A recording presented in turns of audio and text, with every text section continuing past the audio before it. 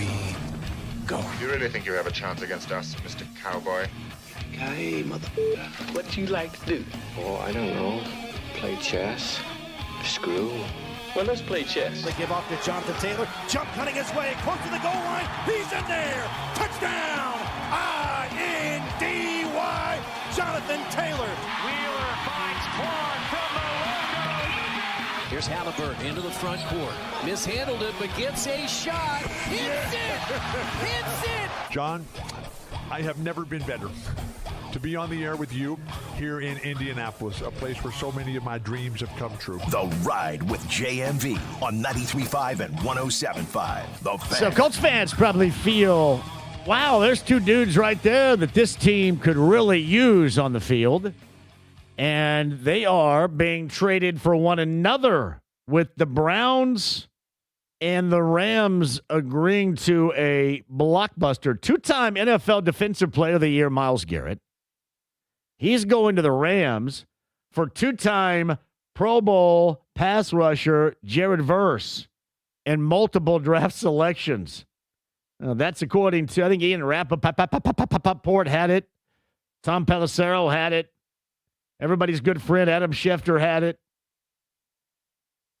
That is an incredible deal, and I know what you're thinking, Colts fans. Wow, either one of, if you had like a smidge of either one of them, like 70% of either one of them would get you excited. That is exactly really not only what that team needs right now, that's what this team has needed. And I know what you're saying. Well, you could have had Jared Verse, and he chose to go a different way, and you're absolutely right.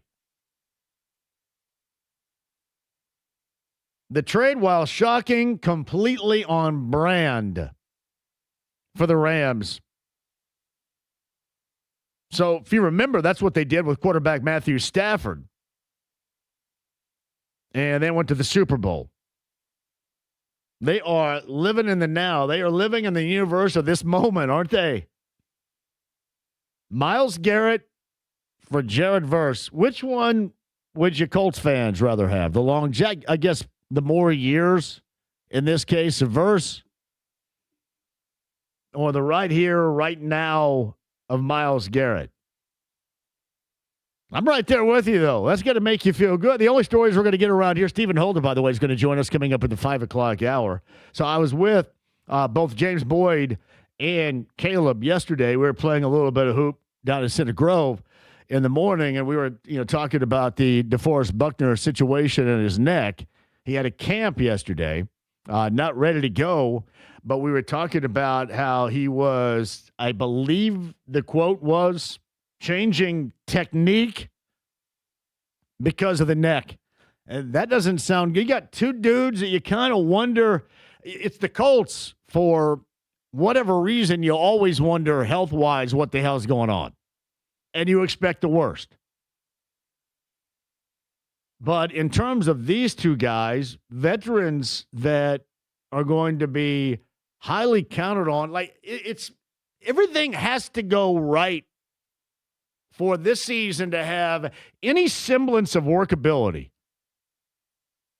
I know what you're saying. When's the last time that happened? Exactly. Like, everything's got to go right. Even in a season for the first 8+ weeks of going right, it still went haywire. So you're not promised anything, not even through the first 2 months of the season, as you witnessed a year ago. But, man, everything seemingly has to go right. And that's the sort of dialogue that you get, is the changing technique. And I love Mooney Ward, but a guy that has been here recently, often hampered by concussion situations, is it going to take one more time? Yeah. But like the Rams in that deal are on brand for what they're doing with their team and living in the now, living in the moment. The Colts are on brand for this. You just kind of cross your fingers and you hope. Just kind of shut your eyes, cross your fingers, and hope this works out. That's exactly the plan. That's exactly how it looks. OTA is going on for the Colts this afternoon. I believe the local media got a look-see of what is going on. James Stephen is good for the 5 o'clock hour today. We'll shake him down to see what type of look-see he got regarding this group. But, yeah, that big news. I know that ultimately it has nothing meaningful in terms of things going on with you around here. That's Myles Garrett and Jared Verse. But it would be two players that are significantly those that you feel, man, if the Colts had them, because the Colts are going on this, they're going on, hey, Latu finally, and you're going on the secondary being able to lead more than what you're doing up front. You're going to count on a secondary. Really, that's kind of the reversal effect. Weird. Not a lot of teams do that, and certainly not a lot of successful teams are known for that. Yeah, I know I saw it. Ellie De La Cruz on the IL with a hamstring strain. Hey, speaking of on brand, not so much him, but just a Reg in general having injured players, that's on brand too. A lot of on-brand discussion going on right here on this Monday. Hey, welcome in. I mentioned Stephen Holder's going to join us coming up a little bit later on regarding Colts OTAs. We shall get to that. The NBA Finals are set. We revisit 1999, where we saw the Spurs and the Knicks. I'll be honest with you. As much as I have been critical of this postseason, which for the most part has severely sucked, the Western Conference Finals did not suck. All of a sudden now, Chet Holmgren is like Chet Holmgren Turner. Now all of a sudden, hey, look at this. Now his extension is going to kick in, and now that's the reason why Giannis is going to end up in OKC. I will say this, with all the options that OKC has and not living up to the expectations of getting back to the NBA Finals, being able to defend their title of a year ago, I bet you Sam Presti doesn't sit around and wait for crap to happen. I bet he tries to do something right here and right now. Now, you're going to have to, considering how many draft selections you had and how much money you're going to end up owing, from SGA to Jalen Williams, who was injured, to Chet Holmgren, who was ineffective, and then others also coming up. They're going to be probably, in terms of OKC, what you would describe as massive changes. But Chet Holmgren officially on Saturday night, if not before that, in that game number 7, became Myles Turner. That's exactly what it reminded everybody. I think Bob Kravitz had a quote of, I've not seen anybody not show up. And I'm thinking, well, wait a minute. Yeah, we saw that last year. As much as I defended the dude, it was a serious no-show. I will also give credit where credit is due. That is, no pun intended here, a tall task. Hey, here's Victor Wembanyama, and I don't care if you're talking about a 20, 21-year-old, first time going this deep into the post, whatever the case, that is something. Oh, if you're going to ask me, do I expect the Pacers to compete? Yes, I do. This is a mutually pissy program. So because I like the Pacers, and I'm one of the biggest defenders, proppers of Tyrese Halliburton and believers in this organization, if they don't live up to expectations, I'm going to come for them. That's just the way that it is. The last thing you need is another team not living up to expectations. I mean, hell, I was just talking about one. 10 years? 10 years of having the same old.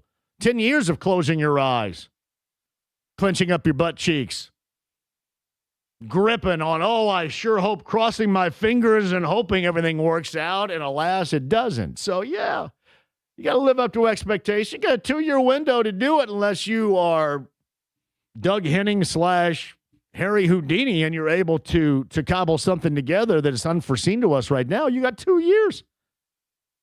You believed in Zubats? Go get it with Zubats. I believe in Tyrese Halliburton. Go get it with Tyrese Halliburton. You believe in this group? You did not want to separate the core? Go get it. Hey, nothing really changes right here.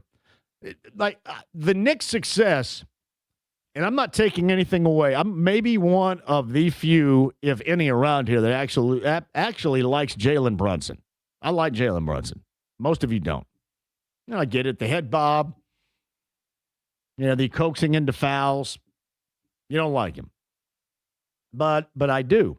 But the biggest difference in the Knicks that we see now and the way this team has run roughshod through the Eastern Conference, and you can go plural on differences, is twofold. There's no Pacers, and there's no Tom Thibodeau. The Pacers aren't there to provide proper and a challenging complement in the Eastern Conference because the rest of the Eastern Conference sucks. It just does. The rest of it sucks. And that bared out.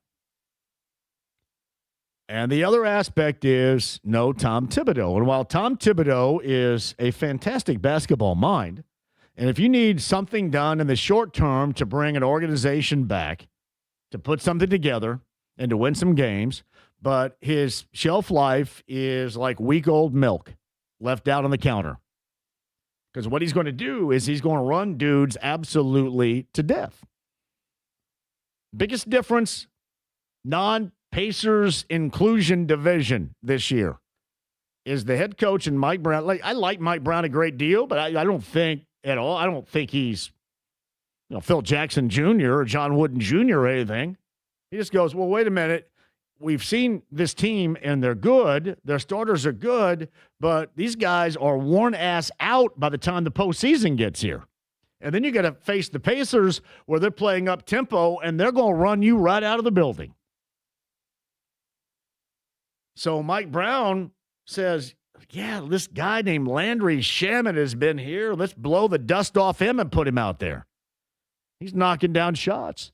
Bench players are knocking down shots. You're not playing those incredible amounts of minutes in November and December, so you're worn out in April and in May. Two biggest differences.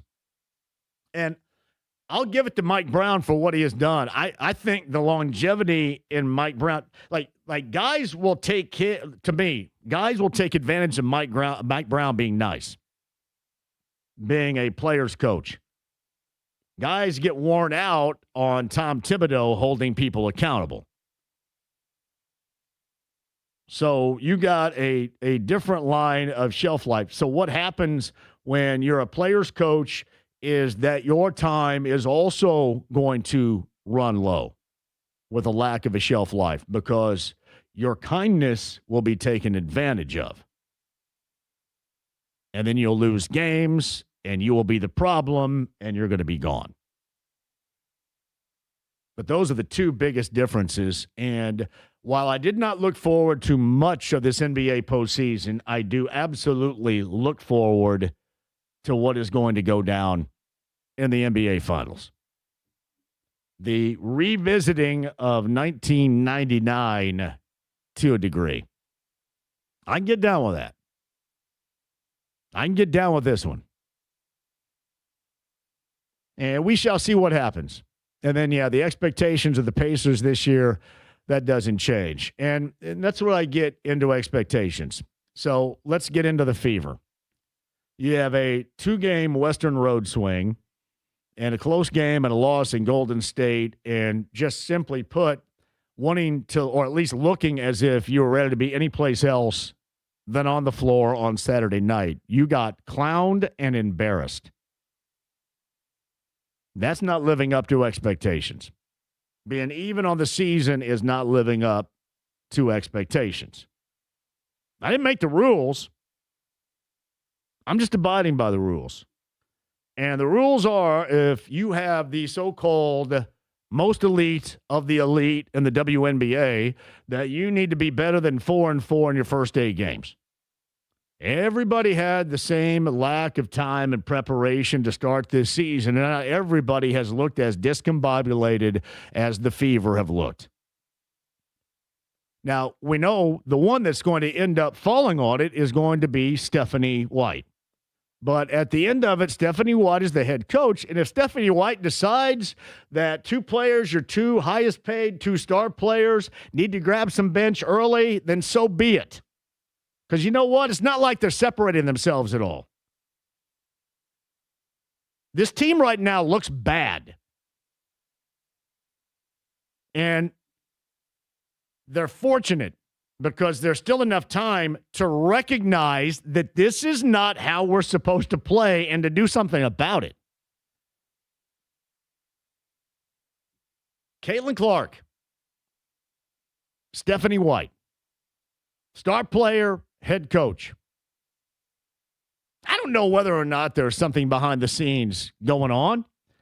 I just know that while you also follow the leadership of your head coach, you do that with your elite level player.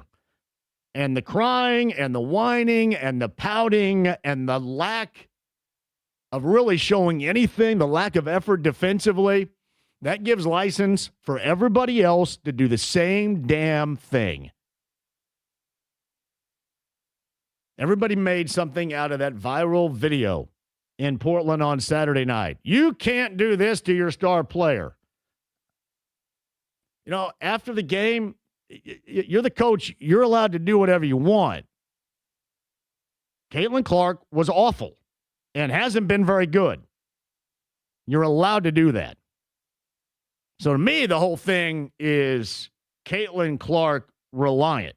Either you're going to end up evolving consistently because it's still early in the season in what you expect and what people expect. And why people talk more than just being a lightning rod for everybody to jump on board and to get clicks whenever they mention your name in social media. You got to be more than that. You got to be more than William Hung and Gundam style. This is going to lead somewhere. The expectations are heavy. And around here, people get it. This is about basketball. I don't know how great of a coach Stephanie White is, but I have heard how great of a player Caitlin Clark is, and I haven't seen it. Have you seen it? Just because she hits one step back 30-footer in every 10, you don't have to go crazy. I know you guys aren't around here because you're basketball savvy. The rest of the world does. So what happens? You're going to say, all right, so what happens here next? Are they going to fire the coach? No, they're going to fire the coach, I guess, unless the player, you've already fired one or got rid of one and then brought this one in because of this entire situation. How much longer do you have to do it? If these players are as legit as everybody says, and then monetarily how they end up being compensated, then it's time to do something about it. It's time to show everybody something different. Or are you just the type of team that is nothing more than the headline? You're going to go out there and sell some Cheez-Its, and at the end of the day, you're just not going to be very good. And everything that you hear about, well, you know, the league's against, nobody's against her. Nobody is against her. But she also has to hold up her end of the bargain. She can't be awful, and she can't be that lackluster defensively. We're talking about the best in the WNBA. The best in the WNBA doesn't look like that. Elite level players, they get targeted, they get guarded. Look over the history of any form of basketball. Elite level players that come with that resume, they get targeted defensively. They're at the top, the middle, and the bottom of the game plan always. But what happens? They get up and over because they are that good. That is what this individual is going to have to prove. In games like Saturday night, being pouty, being whiny, you don't want like the rest of the pro Caitlin Clark lightning rod world to come to your defense. You want you to come to your own defense. That's what everybody wants to see. You want to see Thursday against Atlanta. All right, so we're going to wipe the slate clean at 4-4, and this is who we're going to be from here on out. Unless that's who you are on Saturday night. I think everybody around here is a little sick of teams not living up and having to talk about expectations that aren't met. I don't know if anybody really wants to do another one. Here's the other thing, too. You don't have the Pacers. You don't have a lot to be talked about right now. You want the viability, the spotlight of your league and women's basketball to be a front runner. This is what happens when it is. Get used to it. This is why you sell even more boxes of Cheez-Its. Because we're talking about it when normally we wouldn't care. And now you do. But you can't look like that. All these excuses that are given are bullcrap. You put all these pieces in place, it's time to do something about it. And no matter what anybody else says, because, again, anybody else around, especially the national opinions, they have an axe to grind. They just want your response, and they don't care what package, what box, what wrapping it comes in. They just want it. Around here, we'll keep it at basketball. There are certain levels of expectation on the floor and during the season that need to be met, and that ain't it. I know it's tough to separate it when you got all this going on and everybody's talking about you and being critical. No, that is, again, when you get the notoriety and you get that floor space to be it, that comes with the territory. You either back away from it and you make excuses and you whine and you cry and you pout and you don't live up to the expectations, and maybe you're just unable to anyway. Maybe that's it. But again, this is a fortunate time. And the fortunate dynamic is you have a lengthy amount of the season remaining to do something about it. That should be easy. Yeah, I'm sure all this stuff. Do you guys read some of the stupid crap that is said? Oh, well, Stephanie White doesn't want, and the Fever don't want her. What kind, see, please. What kind of stupidity? Oh, it's Stephanie White's fault. Have you watched Caitlin Clark play? Did you watch her play on set? That's not Stephanie White's fault. That's not the coach's fault. That's the player's fault. Now, I'm not suggesting Stephanie White doesn't make, and she's going to be the first one that's going to fall on a sword, because we've already seen that happen once with the head coach. But that's not on the coach. That's on the player or the players, because everybody else can get caught up, can get swept up in this as well. Aaliyah Boston, hello. Hey, here's your big raise. Oh, there's going to be a little bit more expected in that. This is not just the little cute and fun story. This is legitimate business, and that's what they want. That's what fans want. That's what you're going to get. So it's going to be up to you to do something about it. Yeah, I do admit, I'm not much on reading body language, and I get it both sides. And here's what I'll say. Let's just say, for example, if you and I were out there, if I was getting dressed down by my coach when the team and I have not been very good, I'd be pissy. But it's time to grow up. There's a point when you grow up. And if I were the head coach and I watched the star player and how the star player was playing on both ends, and especially defensively, because the defensive end is more of the effort, and it's like a half a step and Olay. And how that affects the rest of the team, I'd be pissy. So we're having two pissy individuals meeting in the middle. That's the best place to do something about it. And this is easy. This should be easy to overcome. You realize what can't be, and you have plenty of time to do something about it.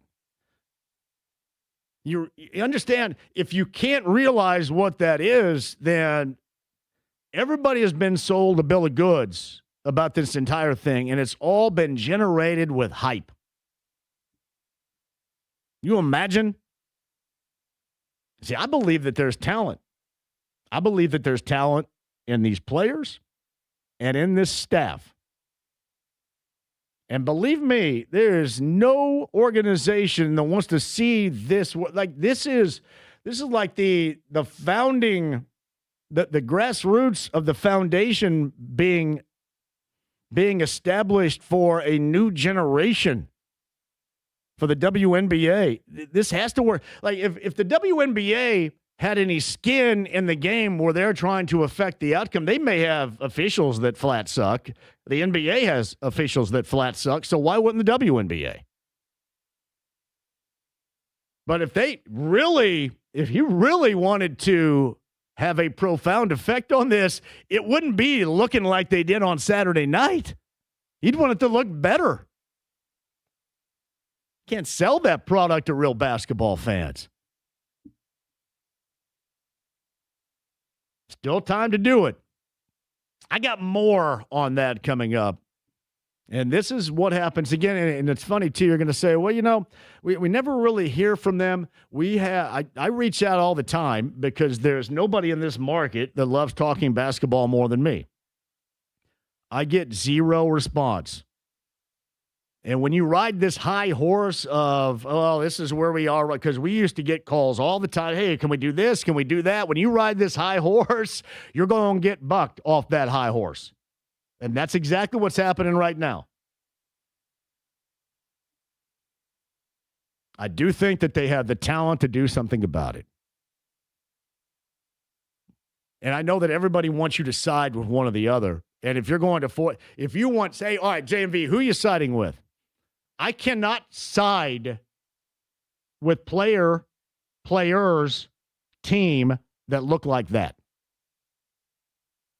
I can't side with that because it was awful. Hell, Stephanie White probably would have been a better option. I'm not suggesting that she is cloaking herself in coaching glory, but she has this massive effect on a team looking like that. My ass. That's on them. 100% on them and her. Start right there. You want real basketball talk? You got real basketball talk. You want to BS about something else just to make people angry and get you a click? Then this is not it. All right, 239-1070 is the number. The email address is jmv at 1075thefan.com.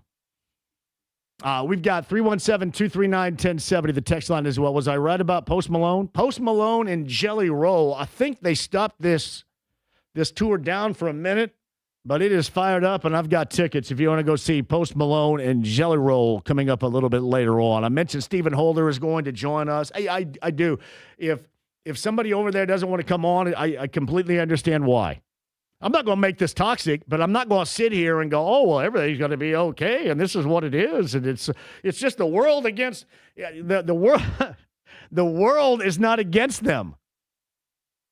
They were awful. It's their fault. 4 and 4 through 8, you have time to do something about it. We'll revisit coming up on the other side. And believe me, if the Pacers go through a funk like this in the season in 2 years in which there is going to be a high level of expectation, we'll be dressing them down too. Equal opportunity down dressers, we are. James is back. I'm John. Thank you for joining us. Stream the app, HD Radio, AAA Membership Lounge via YouTube Live. My suggestion, join us at 239-1070. Next.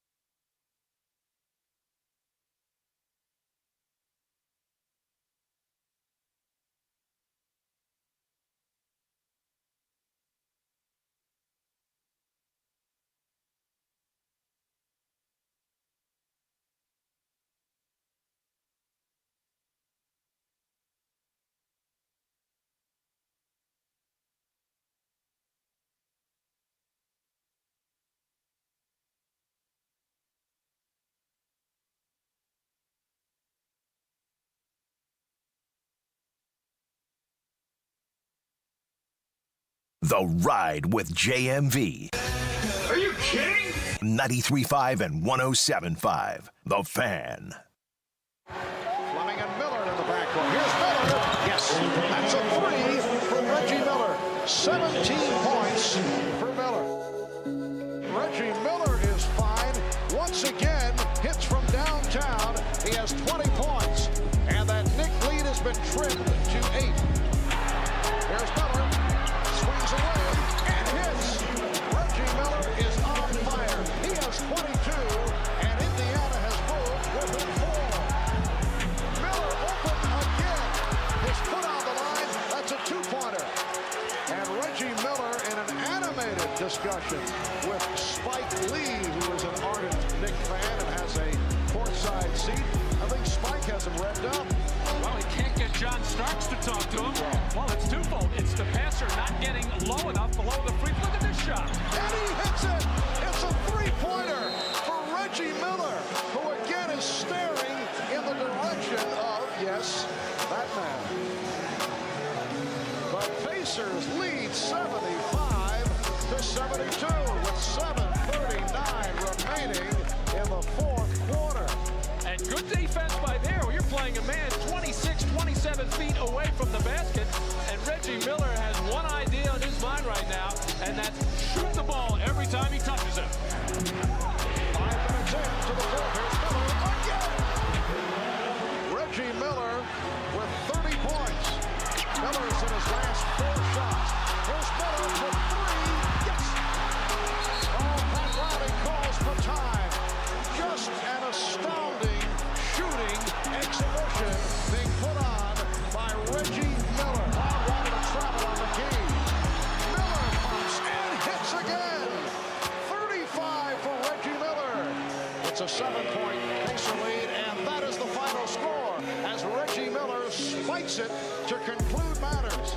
39 points, 25 on the fourth quarter, only 4 away from an NBA playoff record that is held by Eric Sleepy Floyd. No, we didn't come out ready to play. We finished very well. Mentally, we were into the game, but you got to give New York credit. They came out hard. They wanted to keep home court advantage, but all we wanted to do was stick around, hang around. If we got it close, we know there were going to be a lot of heavy arms over there, and we did a good job of doing that. That is Reggie Miller back in 1994 on this date, 32 years ago, 25 in the fourth. 25 of his 39. That's what your star player does in moments like that. And the Pacers beat the Knicks in Game 5. What a glorious time to be alive on this date back in 1994. The gestures alone, the choking and then the grabbing of the crotch, just glorious stuff right there. 32 years ago today. Beautiful. Reggie Miller. That's, by the way, Marv Albert and Matt Gukas, I believe. Old school NBA on NBC. Welcome back to the show. Stephen Holder's going to join us a little bit later on regarding OTAs. They got a look-see of that a little bit earlier today. I did see this. I mentioned at the outset, you had 2 players traded for one another, a blockbuster deal in the NFL today. 2 players, in fact, that most Colts fans out there would absolutely, what would you do to have either one? I know what you're saying. Well, you could have had one, and you're right. But the productivity, the threat, the consistent edge rushing capability of either Myles Garrett or Jared Verse traded for one another. I saw this. I don't know who came up with this, but the Colts paid a higher draft price for Sauce Gardner than the Rams did for Myles Garrett. All right, let me get back to the Sauce deal for a moment. That was the trade deadline, if you remember, a year ago. A.D. Mitchell, 2026 first. That was number 16 overall, and a 2027 first. Garrett, Jared Verse, 2027 first, a 2028 second, and a 2029 third. is what you ended up with. And that blockbuster deal of earlier today. Now, I saw this too. The percentages to win the Super Bowl, I think the Rams are now at 16%. For me, and I get the Rams are like going for it right now. And listen, Jared Verse is not like he's going to go away. He's going to give you productivity right now too. But still has some longevity, or at least a longer time you would expect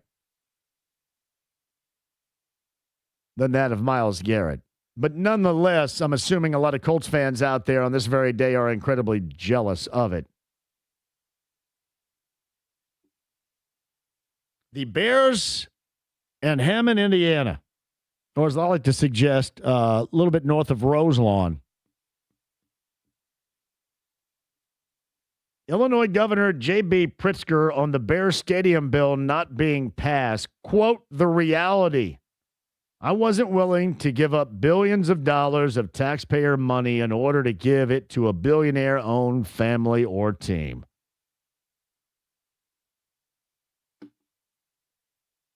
I'm not good at reading signs in the political game. So does that mean, like, does the state of Indiana now, does taxpayers going to get for the Bears and Hammond?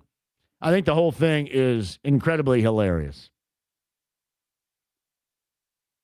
You imagine Super Bowls, this is true, Super Bowls, Final Fours, national championship football games.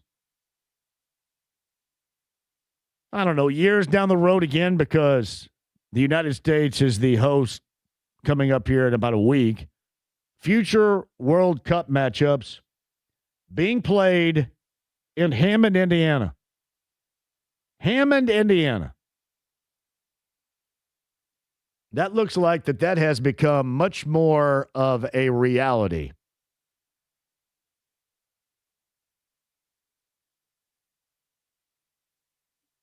JMV, why should the Colts fans be jealous? They got the best defensive player in the draft instead of Verse. I'm still waiting on that one. Yes, James. Just to answer a bit what you were asking about the Indiana and potentially taxpayers paying towards the Bears. There was an Indiana offer approved by lawmakers and signed by Governor Braun in late February that would create the Hammond Stadium District and direct about $1 billion in taxpayer money towards district infrastructure. Oh, really? Does all the taxpayers in the region pay it? Do I have to pay it in Greene County? I'm assuming it's statewide. What? Why do I care about the Bears? I guess I used to. I was a Bears fan back in the day. True story. It's funny. I wonder how much is that going to cost us all? Do we know? Do we ever look that up and we say, oh, that's my tax money? I have no idea. None. I just know that I had to pay an ass load not too long ago, and I didn't really understand it, but I just did it. Think somebody was taking me, James? Hey, hold on a minute. And you're asking, well, what is an ass load? I have no idea. I just know I carved out my signature on a big check. Here's your big check. I just may have given it to some random fool. Who knows? Someone may have been taking you on a ride. Here it is. That's why I got to rock with my man Bean here. I'd be paying everybody everything. Hey, yeah. You owe me taxes. But my taxes. In this case, I guess I need to be a little bit more well-versed on my taxes. That's pretty funny. JMV, you remember when everybody blamed Christy Sides? You know, the locker room. I'm sorry. Say what you want about this. And I'm not trying to minimize the importance of head coaches whatsoever. And this is not a backhanded compliment for Stephanie White. But I've heard so much about Caitlin Clark and this team. Bullcrap. You shouldn't look like that. On Saturday night, you should not look like that. And the excuses that are given, well, now she's at the top. She's at the top of the scouting report. Teams and individuals, they're trying to stop. That comes with the territory of being great. If you stink, they don't care about you. And then you can just roam free like most of us. I just roam free. I roam the countryside of basketball. Nobody gives a damn where I am on the floor or you.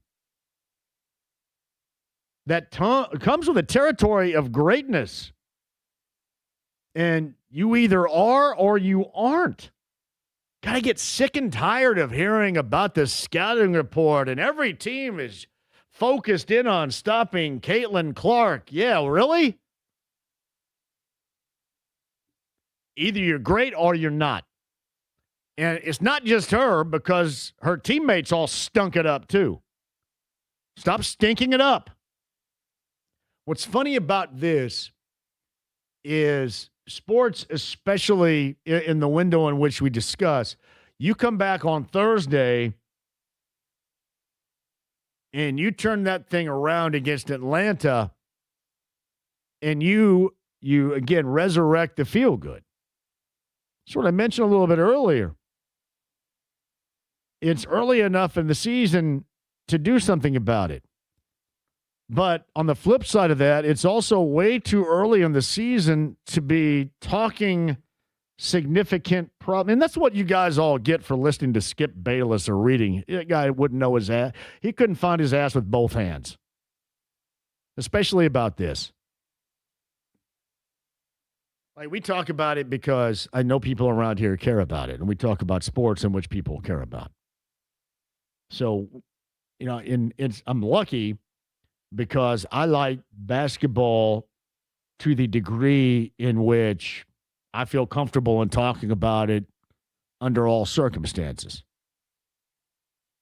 But you just get those that infiltrate this, fly in because they just want to get the response.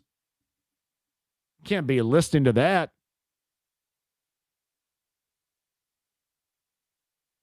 So true. Knock down some shots, play a little deep, be focused playing defense. Hey, try to be physical with them like they are with you. Don't whine about the officials all the time. I remember, and I think that was maybe the biggest detriment. Because when Domas Sabonis was here, and I was a tremendous fan of Sabonis, and he got here, and I'm going to go ahead and take credit for coming up with the worst whistle in the NBA. I gave him that moniker, the worst whistle in the NBA. And if you remember, he was on the show once, and I told him that, and he kind of laughed about it, but you could tell he agreed.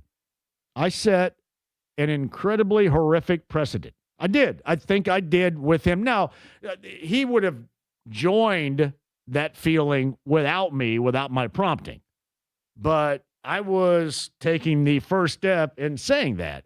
And what that did, it led to constant and an utter disgusting level of whining after every whistle. And what makes it worse, after every non-whistle, which really is the entire game. You just like whine every trip down the floor.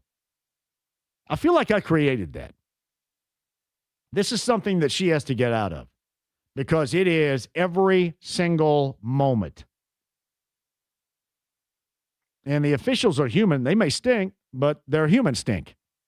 So they may stink, but they're also going to get tired of it.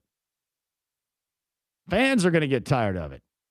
Even the ones that constantly defend the level of play or lack thereof and blame it on anything else.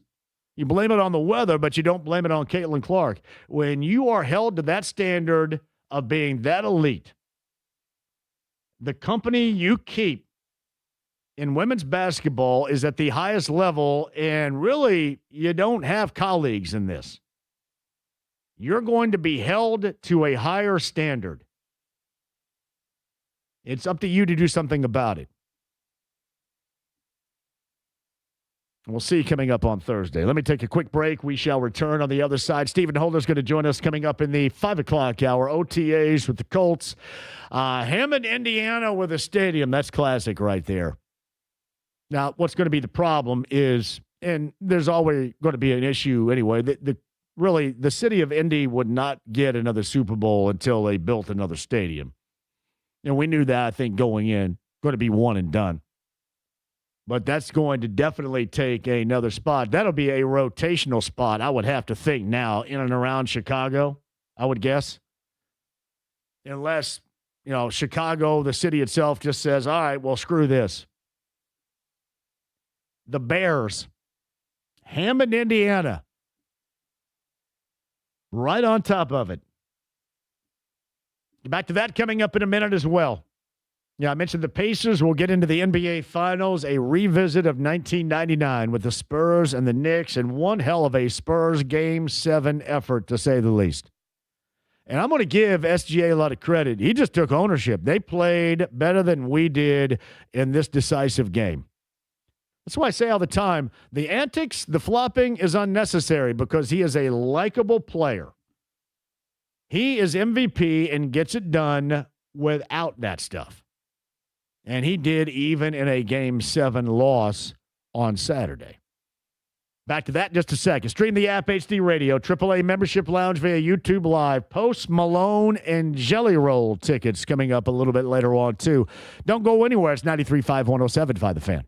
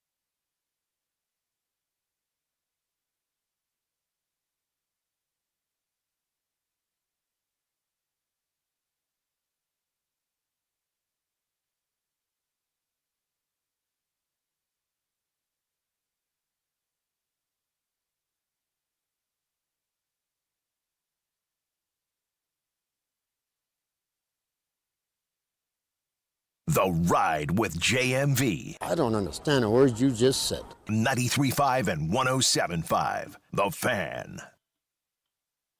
All right, so the thought behind this re-entry right here, it was requested for the first time on the JMV Takeover on Saturday night. You guys recognize this? Big Head Todd and the Monsters, I believe, from 1993, James. I'm actually shocked that this was the first time it's ever been requested. First time ever. Really? And that's because Todd Meyer, our executive producer, who is recovering right now and quite well, evidently, This is, I believe, his favorite band, and he's never called in the JMV Takeover, but that was a JMV Takeover request, Bittersweet by Big Head Todd and the Monsters. If you went to college anywhere, especially around here, or, for example, in Bloomington, if you went to IU, if you went to West Lafayette to Purdue, it is guaranteed that this song played at least 10 times a week wherever you lived. And especially during parties or hangouts or spark ups or drink ups. Big Head Todd and the Monsters and Bittersweet. I don't know who did that on Saturday night, but that was well done. I actually text Todd. I go, hey, man, I got one. And we talked up Todd. Said, I got one for you, first timer. I thought you said Todd had told. No, he did not. He did not. He did not. No, it was just, I don't want to say random because I'm sure it was a big time listener, but. JMV, I was listening on Saturday night. It seems like the energy of the entire show is even more than it used to be. And it used to be at a high level. I have added a lot of things because the one thing is, you know me, I am not an energy sucker. I'm an energy bringer. So I thought there are some aspects that I could add in what we call imaging to that show to make it even tighter, even more free-flowing. And really, it sounds, it's a puzzle that is put together. It's put together on the fly, but it is connected piece by piece. And I just want to make it sound like it's all connected together. So, yes, that was done. The uptick in energy was done with that show in mind. And I've added a lot of things, again, behind the scenes in imaging and radio, jingles. My good friend Sean Matthews creates jingles and what we call reentries, and they're awesome. And they just kind of add to what you mentioned right there, the energy and the flow of the show. That's what you need on a Saturday night. If it's going to be a party show, we're not going to, well, here's the song. We're going to get it fired up. And that's what we do. Gator and Lagodi says, I think I like the sound of the Portage Bears. And Tony Donahue probably would agree.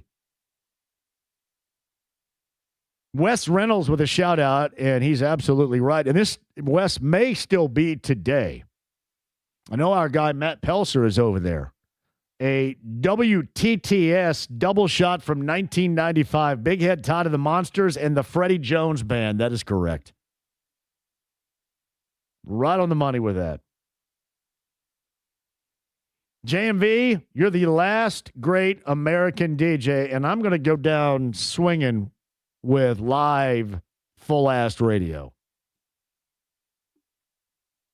I can't be around half-assers, and I'm not producing. I'm not going to be a part of half-assing it. So we're going to go hard, we're going to go strong, or we're not going at all. That's true. It's funny, John, once upon a time, somebody had mentioned to me, hey, you know what you could do? You could just go ahead and tape that and just go home or go out on Saturday. Well, then it's completely different. What the hell would I want to tape it for? I want to voice track it on Wednesday and then have it roll on Saturday? What's the use in that? We're live or we don't do it? So true. JMV, he played a hell of a show a couple of years ago that I saw at Red Rocks. Todd and his crew put on a fabulous show. Thank you, Nick. That's what I've heard.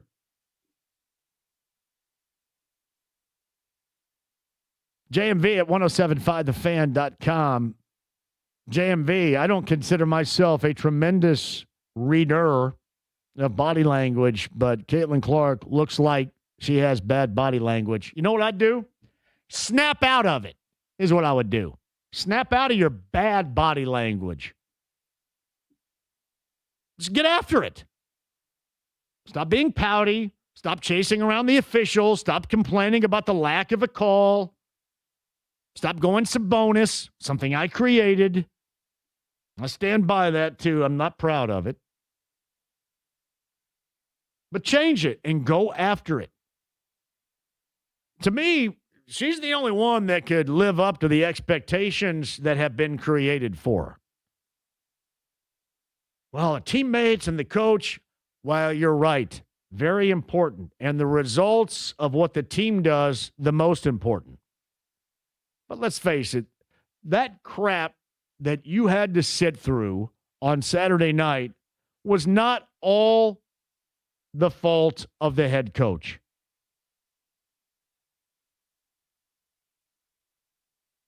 Not at all. And while the head coach is going to get accountability and may end up one of these days getting the ultimate accountability, considering what happened to Christy Sides, if you don't live up to expectations. The way they played on set, it was bullcrap. I don't know how else to put it. And, even the biggest fans or those that are hoping to get more clicks or more mentions on their social media accounts by just simply, hey, listen, and I would like to tell Caitlin Clark and the Fever, those folks don't have your best interest in mind. I have your best interest in mind. Because I'm going to keep it simple. This is not an elaborate scheme to overthrow this team. It is you played like crap. You haven't been very good consistently this season. It is time at 4-4 to now change.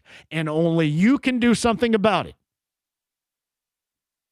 So stop whining, stop pouting, and do something about it. That's exactly how we would treat the Colts, exactly how we would treat the Pacers, and exactly how we treat the Fever. And it comes with the territory.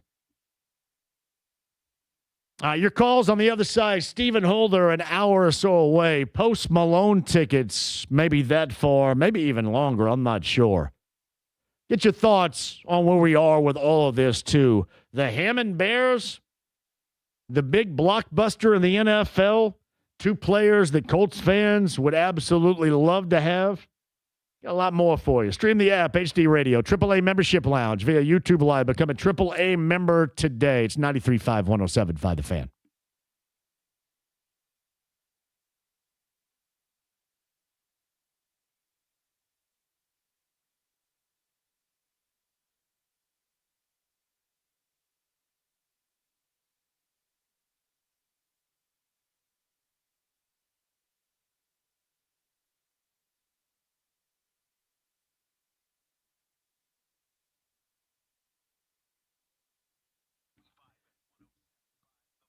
Hello there, it's John for the District Tap. I am trying to outline you a successful Monday night or the rest of the week with you, the family, friends, maybe a date, significant other, the District Tap. And the two locations, North Side, Clearwater Crossing, downtown Indy.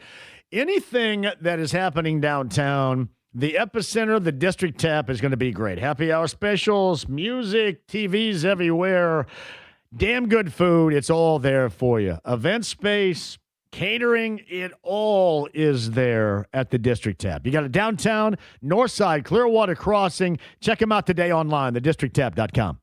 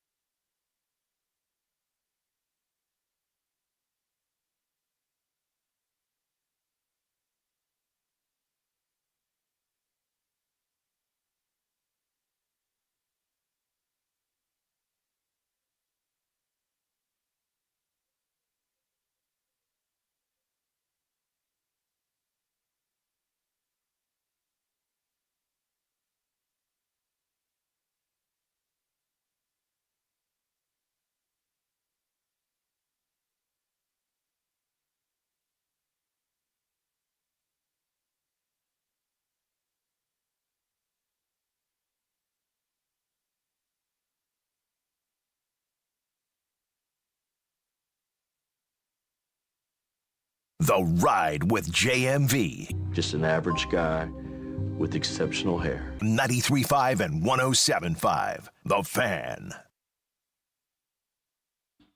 No, welcome back to the show. Thank you guys for joining us. Yeah, by the way, too, you guys mentioned Saturday night. Fun as hell. That was well done by everybody involved. I think that we do much better on Saturday when I just leave the barn door open for everything. I think you guys love that. I love that song right there, too. Yeah, quickly, I'm not here to just spend 3 hours in ripping the fever, but I'm sick of a lot of this dialogue that's taking you in different directions than it should be. It's about players that need to play better. And I'm not taking everything away from Stephanie White because as the coach, she's going to be on the hook too.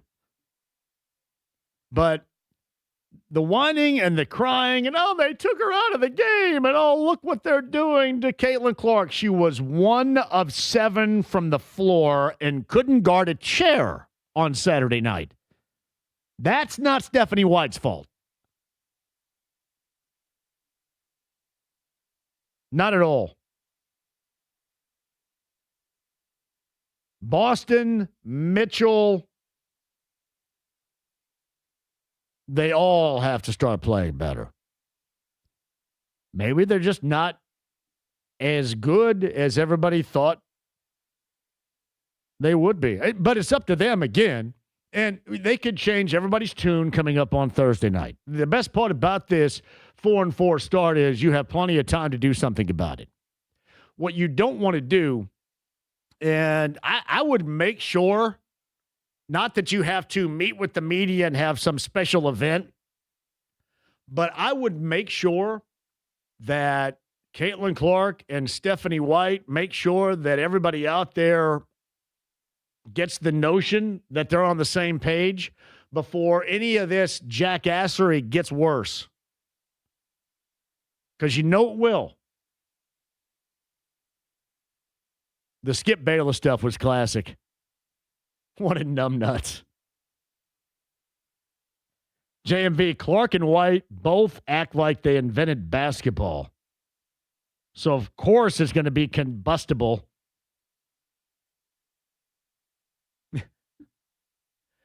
Yeah, you can't. There's nobody invented basketball looking like that on Saturday night. Well, maybe they did. No, what it did. James A. Naismith, I would guarantee like a pickup game with James Naismith probably looked better than that did on Saturday night. But no, what you're saying, Greg, is 100% true. I would make more than just a suggestion that is noted by folks because enough people like swoop in and take advantage of the opportunity for notoriety that there is a unified front going on here. All right? In any way, shape, or form. It's not like you have to, well, we're going to call a press conference and clear the air. I'm not suggesting that, but it's easy enough. Just don't start shaking your fist and waving your hands, pounding on the clipboard. It's weird, though. I completely understand it. Your team was stinking. Your team has not been good. Your best player has not been what your best player is supposed to be. You play a game like that, everybody gets frustrated. But in this case, it is so magnified and so queued up in the land of jackassery that it turns into something other than what it is. It's bad basketball with players and coaches and a team not living up to expectations and being disappointing at 4-4. It's just not all this other bullcrap.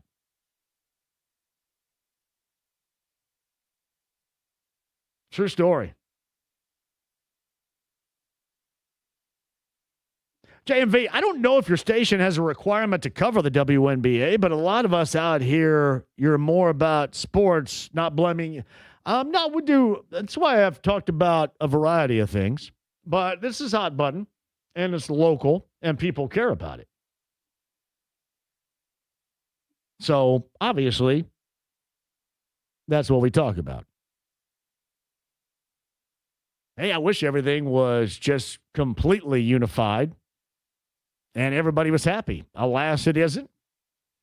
Saturday night had an effect that we hadn't seen so far this year. And really, what it does is it creates other situations. It creates, well, look what they accomplished last year with all the injuries and no Caitlin Clark.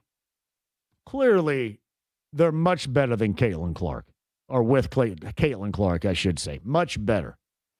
But then you get that angle. And then you get the sides angle, and you get the Stephanie White angle, and you get the old WNBAs, against Caitlin Clark. They don't want to see her thrive. The Fever, they're trying to hold her back. They don't want her to grow bigger. I got news for you. She's already bigger than everything in the WNBA.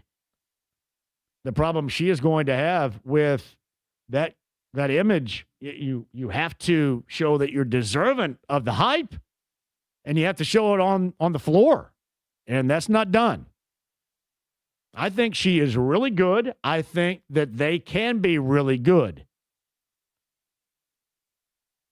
But this product and some of what you see on the floor, and seriously, as a basketball player would tell you, anybody out there that plays basketball, so much of what you see in effort is shown on the defensive end. And there's zero way this team is as bad defensively as they show. That's a lack of effort. We all know a lack of effort. I can join you in a category of lack of effort. I say in radio, I may not half-ass it, but defensively, I'm ready, willing, and able to half-ass something. I'll take a one step left, a one step right, and yep. Beat off the dribble. Brad Stevens be telling me to guard my yard. I'm guarding like my centimeter. But no, we've all lived in that world where defensively really dictates the terms on the type of effort that you're showing. And to me, that is what magnifies the severity of the points that are being made with a disappointing 4-4 start. And that's pretty easy. All right, 239-1070 is that number. Let me get to Tommy to start out the show. Tommy, hello. How are you? Yeah, how's it going, man? Tommy, I could not be better. Thank you. Hey, man, I just don't take the Pacers front office seriously. I just feel like they're more building this team around brand than actual trying to build a winner. I mean, you can't tell me if Sophie Cunningham and Lexi Hull and some of these girls weren't as beautiful, have the brand that they had, trying to build the brand they have as like they would be a part of this. I don't feel like they're as good as they're made out to be, and I feel like, I don't know. I just feel like that they're more, like I said, they're more building about this brand around Caitlin and not as serious about the winning side of it. So I think that there's no way in the world that you would have it. To me, this is just me, Tommy. I'm not dismissing what you're saying, but to me, there is no way organizationally you would want to build around that, because expectations with the more notoriety you get, whether you're talking about a podcast or a video podcast or more advertising or being, on national TV every single night, that comes with a definitive cost if you don't live up to expectations. And I'm assuming that's a cost that this organization would rather not have to pay. They want to see the success. Thus, they're trying to put together a product that they believe would give them the most chance of success on the floor. And I happen to believe, and I think there are bits and pieces that go along with the thought of how you put together a team. It's just right now it's not giving the effort, especially on one end of the floor, that is satisfactory enough to get that done. Thus, they're disappointing at 4-4. do you think Caitlin? I mean, it looks like she's just miserable out there. I mean, do you think that like there's a chance here in the next year or two she requests a trade? Like, is she play for the Fever? Is she? No, I would never suggest that it's not possible. That's why there's a lot of stuff that I mentioned. You need to show a unified front, and the time is now. Know what I mean? Because you don't want any of this to get worse. And believe me, it can get worse. So that's why I'm suggesting. I didn't say it, via press conference or anything. Tommy, just leave. Thank you, Tommy. And you show a unified front, like, hey, you know what? This is all, and blame the media. Yeah, you blame the media. You can blame the media. And believe me, there's a lot of blame to go around. I'm just talking about the basketball aspect of it. I'm not talking about the other jackassery that, is on the fringe that everybody else is bringing up, because I don't care about that. I just care about the basketball portion of it, and the basketball portion of it is by far the biggest issue. I don't care if coach benches player, if player gets mad because player is benched, because player feels player is getting the blame, the player's already frustrated because player's not playing well. That all goes with basketball. That all goes with sports. That part I get. You have to develop a consistent higher level of play with your player, with this player, and with this group. And then once you're successful with it, things will look different. But if you let this continue to fester, and then what ends up happening is all these wild-ass, stupid stories that are brought in by especially the national media that are here for no other reason other than to make this a topic to where people shake their fist and get mad and come to the website or visit their X handle or get involved and interact with them in social media where they can show, hey, look how many people that I had on board. Look what I affected when I said that Stephanie White was going to be released. Like, Skip Bayless doesn't feel bad about sending that X message yesterday, because he probably had, more than a couple of thousand that had liked it or had re-X'd it. He doesn't feel bad about looking like jackasses that are a jackass don't feel bad about looking like a jackass. Like, I'd feel terrible if that were me. He doesn't, because he accomplished what he set out to do. And that was to get noticed with that story. But a unified front, to me, in whatever capacity, and especially in terms of Thursday night and winning, you talk about early season important games, Thursday night is it. I know I'm a must-win guy here in general, but Thursday night is it. You can stamp out a lot of these issues with that alone. That's the type of unified front that I'm talking about. 239-1070 is that number. Hey, Linda is up next. Hello, Linda. Welcome to the show. Oh, yeah. Hi, JMV. Hi, Linda. Yeah, I have a problem with a lot of the things that go on. A lot like with that idiot out in California. Well, which one? He put it on there just for notoriety, just to get him on there. Yeah, he should be fired. Well, he should be fired. Yeah, that was a clear out lie. He should be fired. Now, listen, I don't know what he'd be fired from, guy. though. You can't be fired from social media. I don't think he has a gig right now. You can get fired for putting out the wrong information. I think Caitlin Clark has enough money to sue his butt, and that's what I think should happen. Yeah, or Stephanie White should. Yeah, okay? I don't think stop these guys from doing that. Hey, Linda. Hey, Linda. I want to ask you something. How many games have you watched all the way through? Go ahead. You get to do a lot of criticizing. Criticize the way they play? Criticizing, and some things you don't know what you're saying. I don't know what I'm saying about basketball, Linda. Seriously? No, Are you I know kidding me? you know what you're saying about basketball. That's what stuns me. How many perfect games have you played in your life? Well, I'm not asking for a perfect game. Have you bitched about a referee? And I heard from your own mouth that you're the worst kind of player, that you bitch all the time. I do. I do. Because you're probably good, and she bitches all the time because she gets fouled. I would bitch too, but she fouls too. Okay? It's just she's trying to get herself back to where she was. It's all about her right now. Do you think that's helping though, Linda? And Do you think that there's no ramifications for what I do, Linda? There are for her. Every camera, every eyeball's on her. Nobody cares how I act or what I do. They do about her, and that's the issue. That's what matters the most.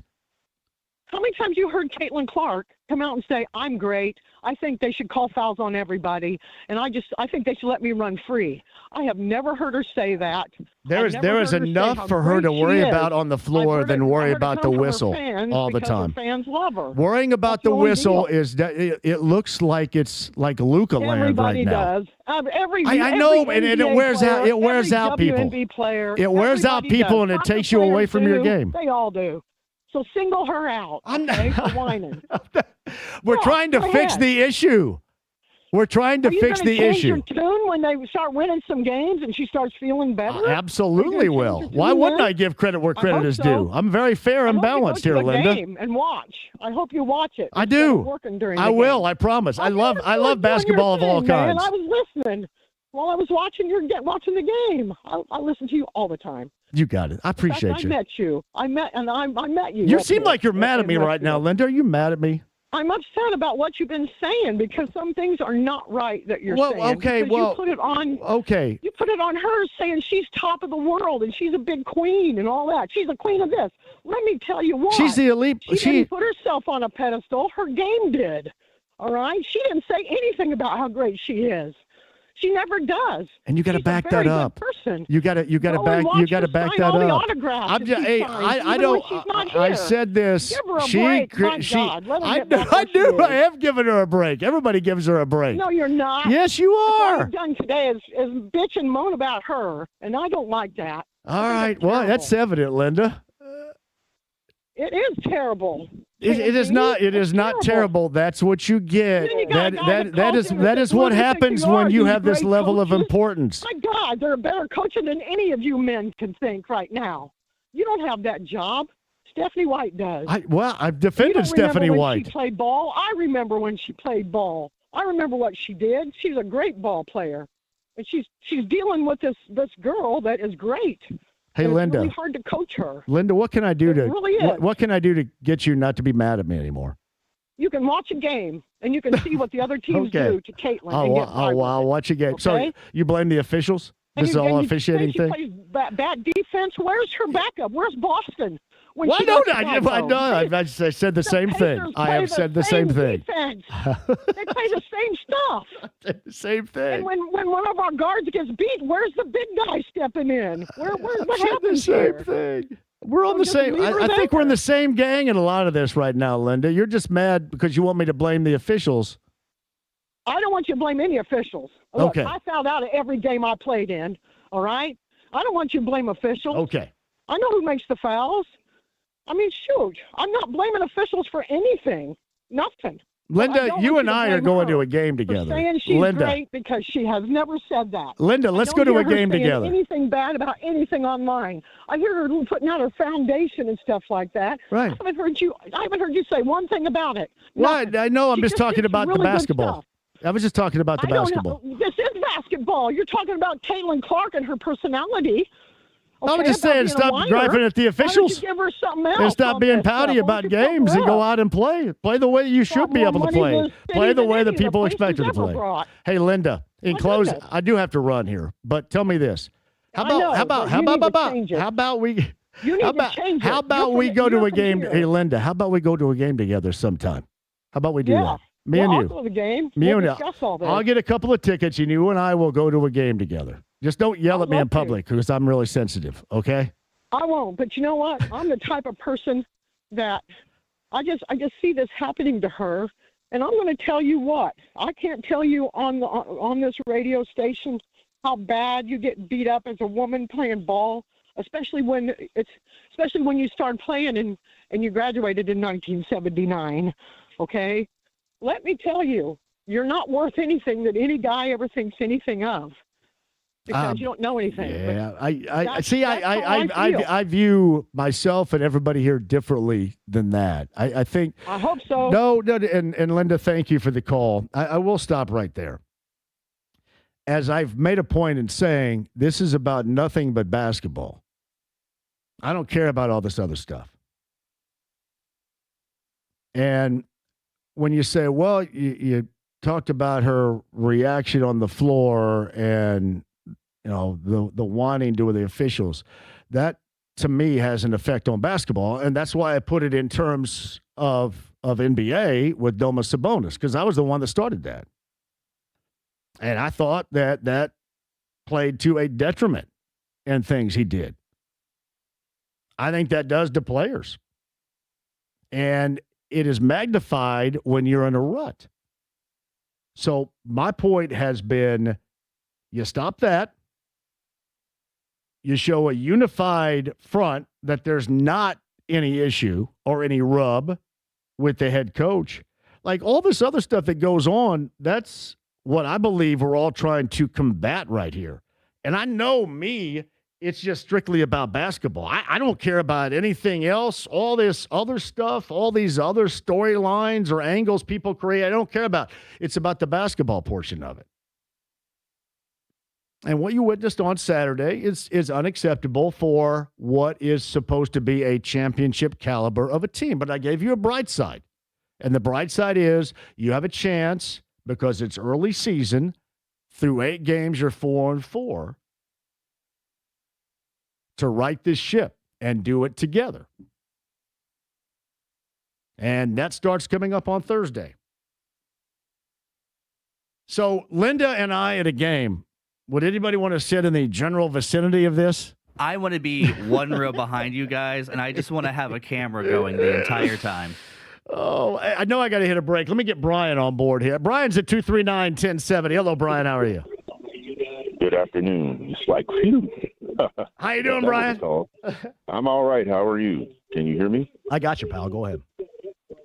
Yeah, that was like, phew. That was a conversation. It was. But all you're doing is speaking the truth to power, in that, when she flops and flips her hands after she gets stripped and doesn't get back on defense. She's crying and whining like this is AAU basketball, and that's how she plays. Her game is not conducive to the NBA in terms of the upper elite athletes. In that case in point, last game, those ladies on Portland's team were from Europe.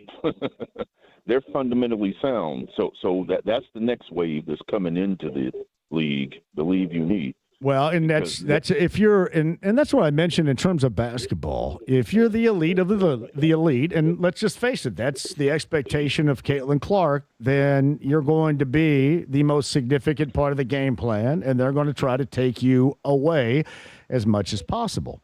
And you have to fight that, and you have to get through that. And there's just in the other blaming stuff I don't care about. It's just the basketball itself. And was Linda right? Yeah, other players have to back her up too. The coach has to help out. But this does fall on the shoulders of Caitlin Clark to just be a better player. You can't go 1 of 7 and be that bad defensively and expect everybody to pat you on the back and blame something else for it.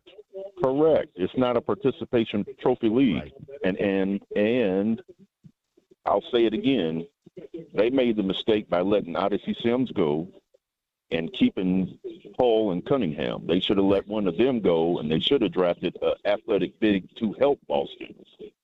They don't have another. They need another athletic big woman. They can get up and down the floor in transition to alleviate some of the pressure off Boston, because Boston truly isn't really a center, but that's what she's playing out of position. Just like Atlanta, who they're about to play, is about to get a player back that's going to allow Reese to go back to a forward position instead of playing center. And these other foreign players have commenced with their overseas play, and these other teams are only going to get better for these players that they are about to receive. Hey, Brian, I got to run here, but I appreciate the call. You call anytime, pal. All right. Appreciate it. Take care. Hey, we have a big deal already in the NFL, and another one just took place. And another wide receiver that we've talked about. Actually, we're talking about three players that people oftentimes said, we know if the Colts had this guy. Another one of those dudes on the other side. How many people want to go to the game and, again, sit in the general vicinity of Linda and I? I think I'm down with that. The responses are great. And I will say this. One of the great reasons why I thoroughly enjoy so many of you is everybody's being cool about it. You know, there's not that jackassery being said, or at least what I'm reading right now. So that's well done. We'll reset that coming up on the other side. The latest NFL deal, and Stephen Holder coming up at the top of the hour with Colts OTAs as well. 93.5, 107.5, The Fan.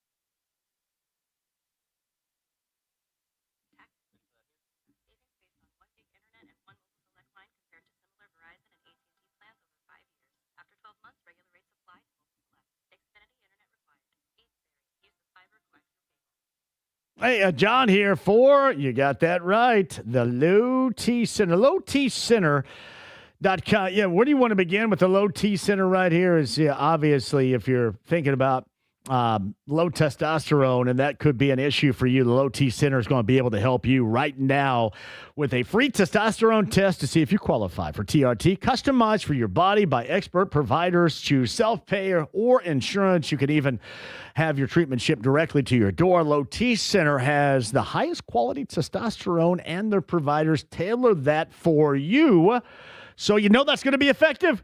Put the spring back in your step. Head to lowtcenter.com. That's lowtcenter.com. Book that free testosterone test at Low T Center. See if you qualify for the TRT customized just for you. And remember, choose self-pay or insurance, and even have a treatment shipped directly to your door.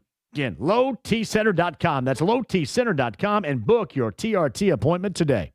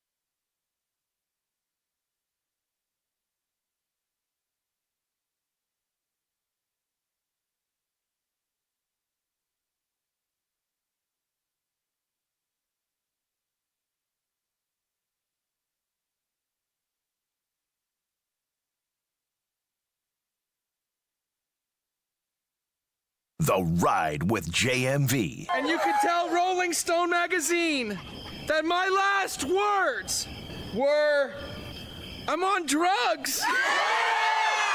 93.5 and 107.5. The Fan. I'm John. Thank you for joining us. The response has been tremendous to Linda's call. And it appears that evidently a lot of people would like to go to a game with Linda and I, or at least sit, as I mentioned, in the general vicinity of us at a game. Well, that sounds like something we should give out tickets for. Somebody said maybe we should do a live show and like a watching party with me and Linda, and then like invite listeners. You guys, I may have to have, like, people are asking me if I could get Linda on in a weekly segment. Everybody but Todd Meyer is asking that. Oh, yeah. Todd Meyer is not asking that. Todd Meyer's just happy we got through that without me having hit the dump button. Yeah. Hey, before I get back to that, I should mention A.J. Brown from the Eagles to the Patriots in a trade. 2 selections. A first-round selection in 2028 and a 2027 fifth-rounder. So that follows up Myles Garrett from Cleveland to the Rams for Jared Verse. That was the blockbuster, I should say, to start the day. The Browns got a first-round draft selection in 2027, a second-round pick in 2028, and a third-rounder in 2029. For Myles Garrett. And getting Pro Bowl pass rusher Jared Verse and multiple draft selections. And as I mentioned, too, Colts fans out there go, hey, what's that song by Moving Pictures, What About Me? We'll have to do that as a re-entry song. What About Me? Moving Pictures. Colts fans are saying, hey, wait a minute. Jared Verse, Myles Garrett, we've all kind of toiled with that discussion in the past. A.J. Brown has been discussed in the past. And A.J. Brown to the Patriots. They're going to distract from the whole Vrabel thing. JMV, can you get an entire section for the Linda Watch game? Yeah. JMV, I think Linda was absolutely speaking from her heart as someone who played women's basketball back in the 70s, and I imagine for decades has believed that men have not given players of the game the respect they deserved. She may be your most emotion-filled caller I've ever heard. I would agree with that. Pretty high up. When you start referencing in comparison to Jay Moore and Bill Polian back in the day, then that's something. JMV, I would love to sit with you and Linda. Thanks for letting the call go on. That was fun. That was an example of how some are infatuated with her. She needs to improve her defense and lose the body language. Otherwise, it gets old watching her whine. My whole focus is on the floor. All the other stuff I don't care about. The blaming of the head coach when you have a game like that, when that was your stat line, that wasn't on the coach Saturday. That was the point. JMV, skip the game, live stream you two watching it. Yes. JMV, I will sit in the vicinity of you and Linda, but I need to have unlimited access to draft beers. Yeah. You guys. Nah, that was good stuff. It's from Travis. Great radio. I couldn't get out of my truck. I was captivated by Linda. I could not get a word in edgewise. I just kind of backed away. That is definitely one of the most passionate callers I think I've heard.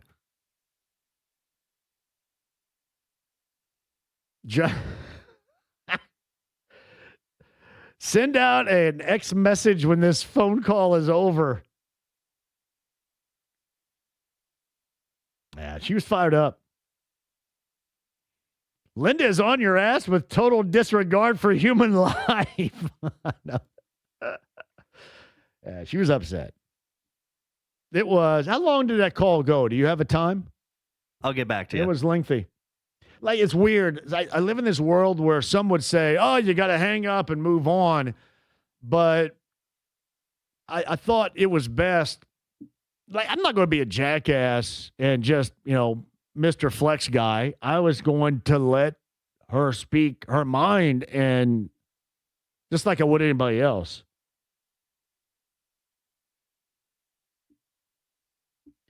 And I mentioned this, and it may have been lost in the lack of me being able to talk. It may have been lost that Caitlin Clark has looked like Luka. And as a player, I hope, on the floor, in the dialogue with officials, you hope not. And there's a comparison to be made. James. That call went about 6.5 minutes. I let that go 6.5 minutes? Holy crap. 6.5 minutes? Flew by, really. That is like the longest call. Like, somewhere Mike in Brooklyn's going, hey, I don't even get 6.5 stinking minutes here. What the hell? Well, Mike said to come with the energy next time like Linda did. No, Linda was fired up. Ray Love writes this. That was Radio Gold, brother. Please have building security walk you to your car. Yeah, good luck with that. If we start seeing any strange vehicles circling the parking lot. It'll walk out.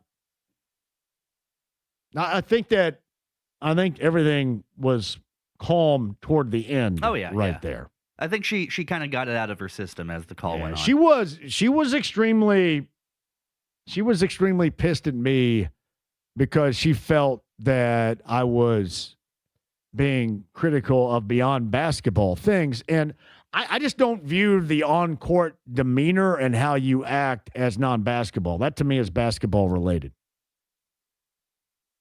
And I don't think that's beneficial. And, she mentioned Stephanie White, and I had been on Stephanie White's side. I thought if Stephanie White, the head coach, wants to bench players for lack of effectiveness, especially in a game like that, that's what Stephanie White should do. And all this stuff about she's not, I don't know if she's the right coach or not, but I know the last one wasn't. And then we're starting to get into the thick of, all right, so who is going to be the right coach?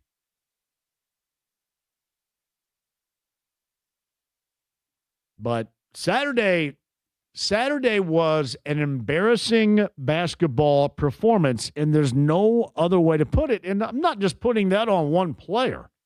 But again, when your elite and the WNBA's most significant player, that is what you're going to catch. I mean, the accolades are going to come along with it, and you're going to get a lot of defenders that defend you regardless like that. But what you deserve is the truth, and what you're going to get is the basketball truth of it. And that stuff can't happen. And I've said the same thing about the Colts, said the same thing about the Pacers, same thing about IU, same thing about Purdue. And believe me, there's no axe to grind here. And if everybody won and everybody played well, and that's what we got to talk about, we would be a much brighter universe. Alas, that is not the case. And frankly, it will never be the case. At least till further notice. JMV catching strays from Linda was great entertainment for the drive home. No, I get it. I'll be honest with you guys. I want people to listen to this show. I want I don't want you to lose your blank. You know what I mean? I don't want that. But in terms of your passion, that's what you want. You know, I just was talking about the Saturday night show to where I want full bore, full blast energy the entire time for 6 hours. Yeah, I've never been an energy sucker. I want to add. I want to create, and that's what that's all about. And it's the same thing here. I mean, we get all caught up in the monotony of sports, and especially around here when it really hasn't been backed up with a great deal of success. The Pacers in the postseason a year ago, IU in the college football season, Purdue a couple of years ago going to the national championship game, consistently good with Matt Painter. But, I mean, it's been few and far between. And part of that was the Fever last year. The problem was the Fever without notable players. And then everybody has left that as a benchmark of, well, now you add these players when healthy, and here are the expectations. And 4-4 in the first 8 out of the gate ain't going to get it done. All right, quick when we're back. Stephen Holder, top of the hour. Colts OTAs, a couple of, I guess one was a blockbuster. The other kind of backed it up. But good deals nonetheless of 3 players, in fact, that Colts fans are probably jealous that are on other teams and not theirs. We'll get to that coming up in a minute. Post Malone Jelly Roll tickets also coming up at the 5 o'clock hour. AAA Membership Lounge via YouTube Live, 93.5 and 107.5 The Fan.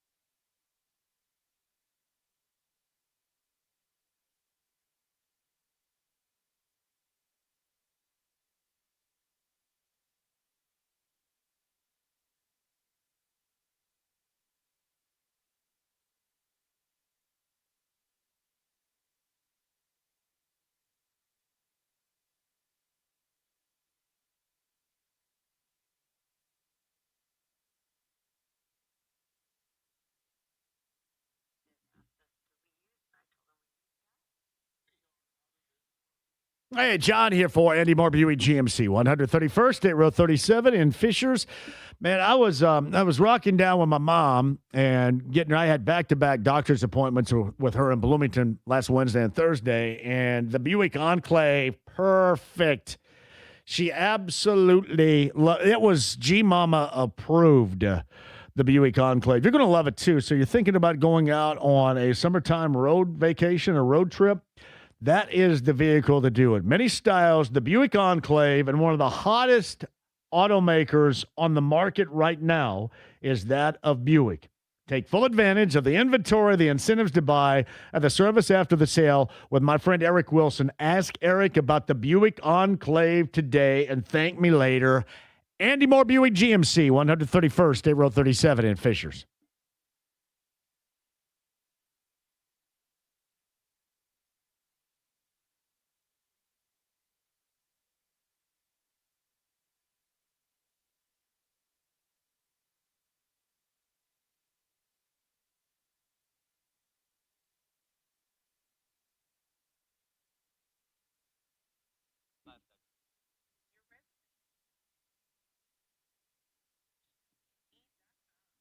Hey, John here for Premier Weight Loss. Thomas and Lauren and Samantha getting you on your weight loss journey. Have you thought about it and you said, you know what, enough is enough. I want to get back to the way I used to feel. I want to get healthier. I want to be able to do some of the things I used to be able to do. GLP-1 weight loss injections, you can get that done and embark on your very own weight loss path with Premier Weight Loss today. The 2 Indy area locations, north side at 317-643-4444 and in Fishers at 317-567-9100. That is Premier Weight Loss. And believe me, they check you out every single month to make sure you are staying on path. You're going to reach your goals. You're going to love the way that you feel, get healthier, just get that better overall feeling. And a lot of things with the in-body checkup every month, you're going to find out about yourself you did not know happened to exist. That's the thanks you're going to get from Premier Weight Loss. Believe me, as I know, it works. That's PWLindy.com too. Ask them about the electronic toning, the Botox, the skin tightening, the cosmetic treatments that they have as well. Check it out right now, PWLindy.com.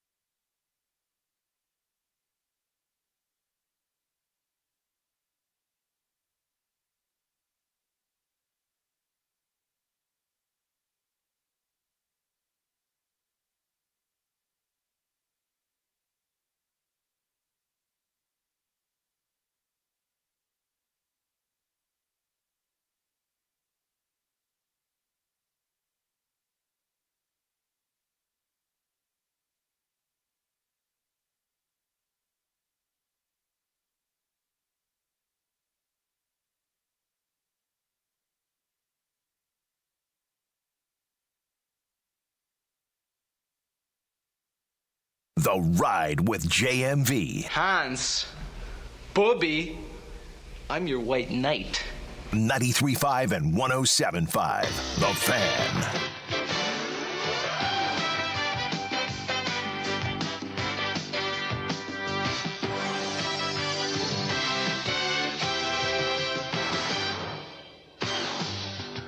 The Lakers and the Celtics in all those memorable wars. It was Jerry West's jump shot, John Havlicek's determination, Wilt Chamberlain in the middle against Bill Russell. But it was always Red Auerbach lighting his victory cigar. Now Magic Johnson and these Lakers are trying to change it against Larry Bird and these Celtics.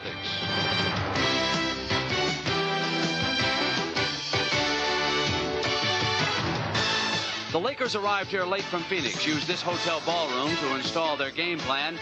And once they hit the parquet floor of the Boston Garden, they never stopped running. Kareem Abdul-Jabbar shook off the effects of a migraine headache, poured in 32 points. And for the Celtics, the frustrations continued to mount. Round one of this NBA championship series belonged to Magic Johnson and the Los Angeles Lakers.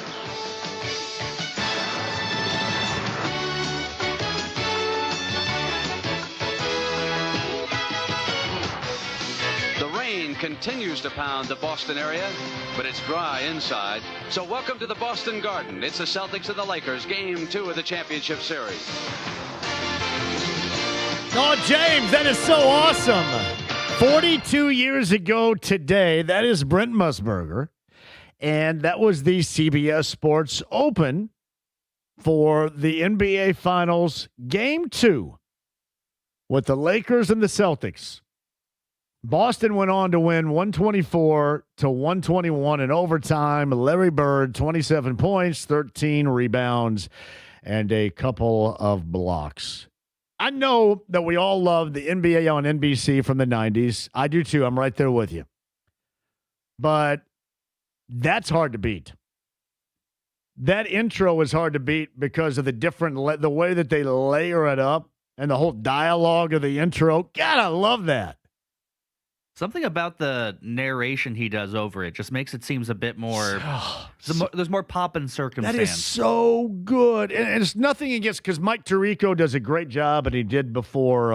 What was it? Was that games? Yeah, they get game 7. Game 7. That was great. He did the other night.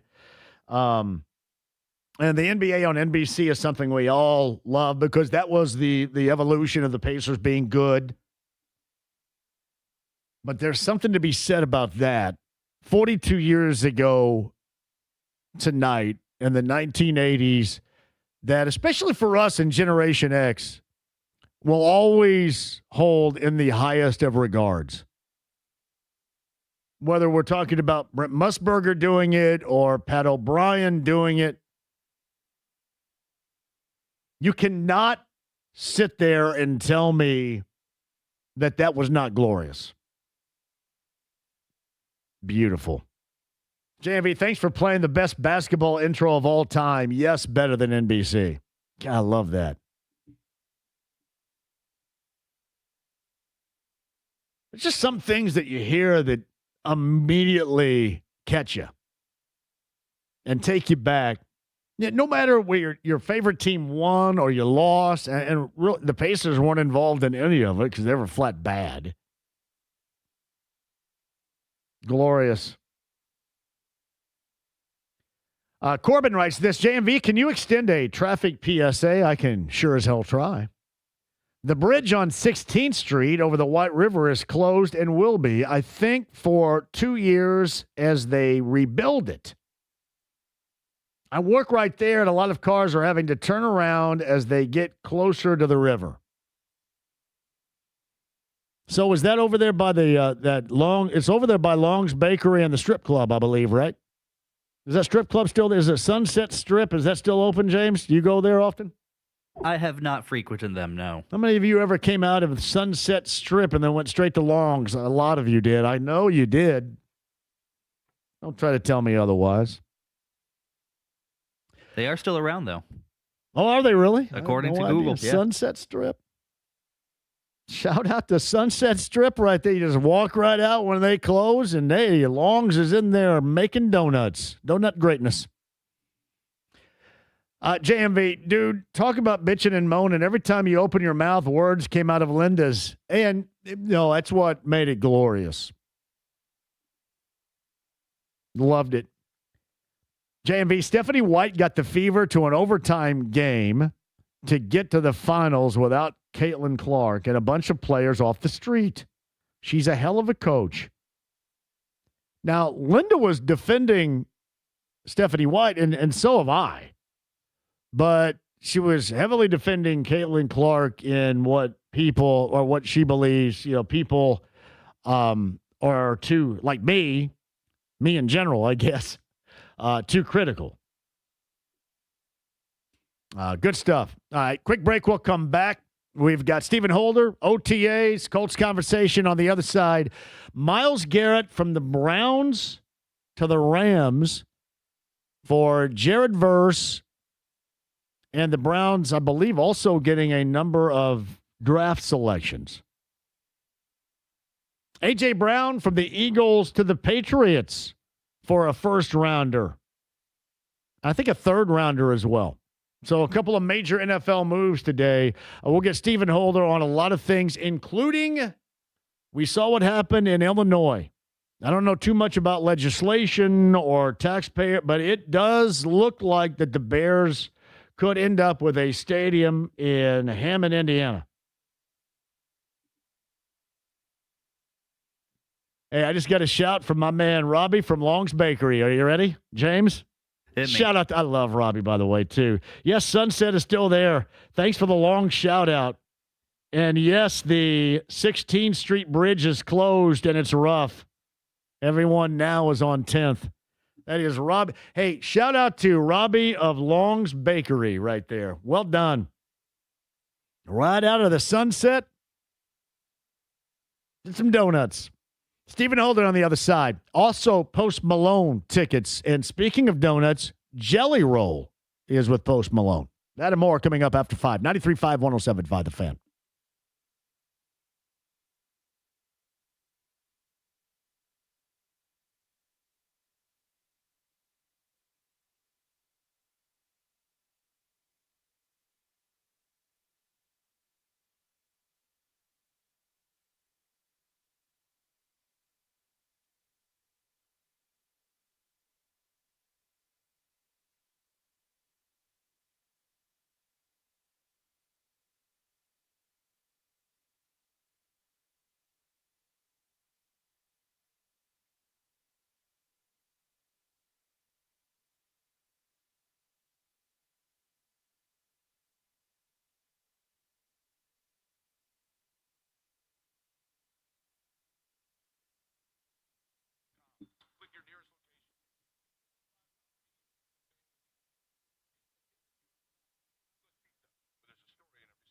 LD Smith Plumbing and Drains at 317-927-7186. I saw this. We had just great weather for the past 4+ days.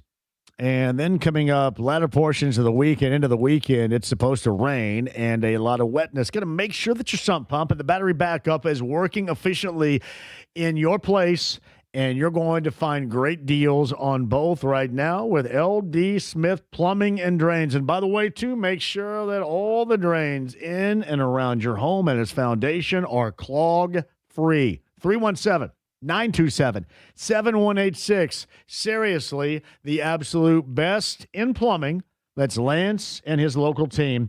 LD Smith Plumbing and Drains. 317-927-7186 online.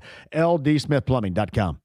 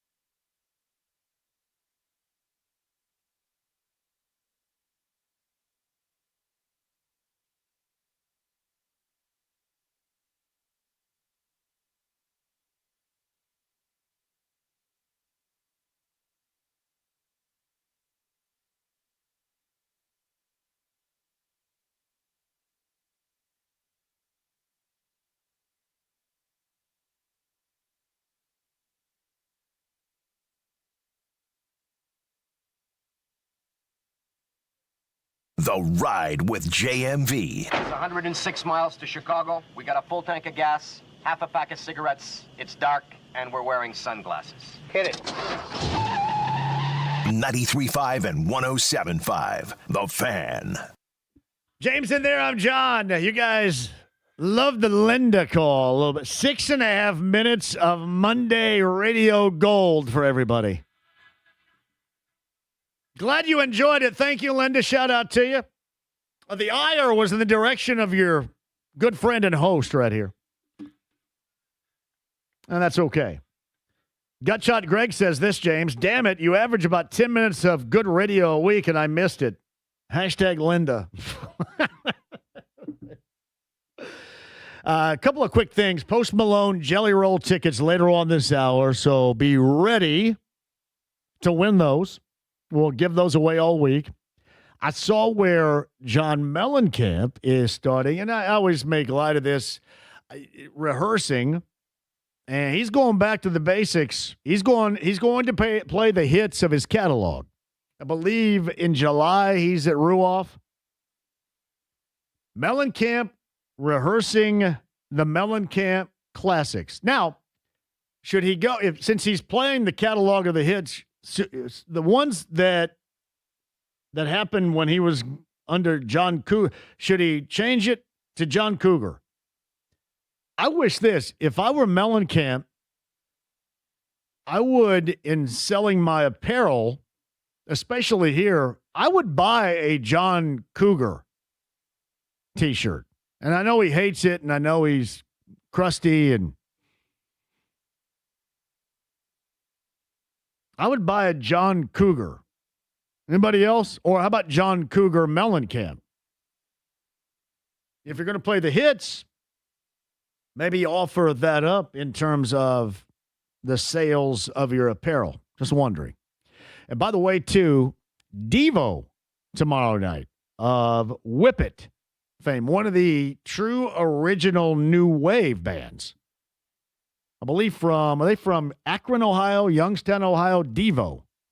Devo is at the Murat Old National Center. I believe there's only 2 of the 4 remaining.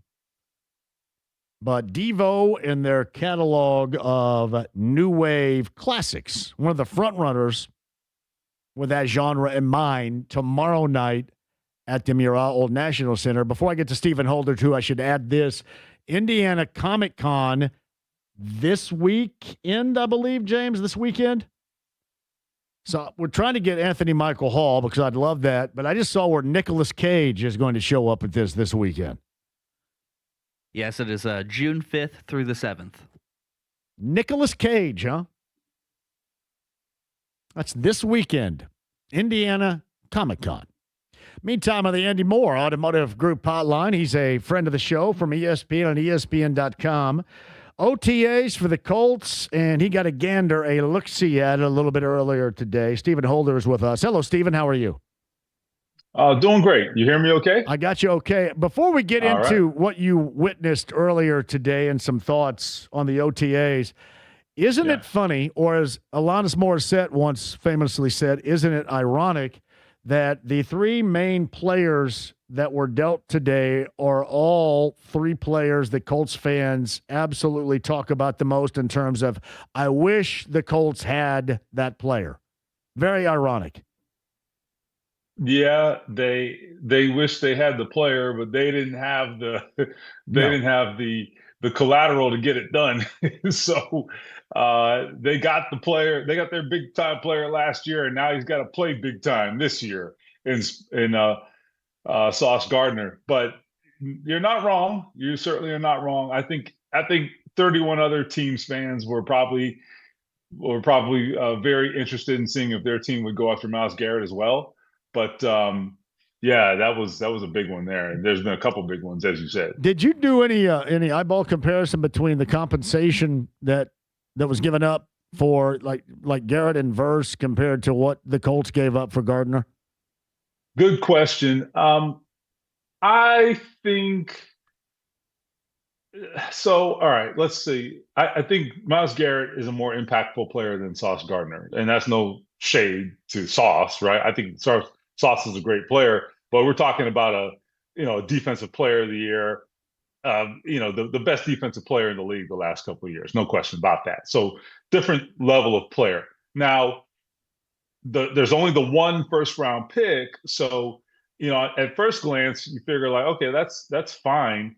And then I think the first, second, and third, I believe, over the next 3 years. I think that's right, if I recall correctly.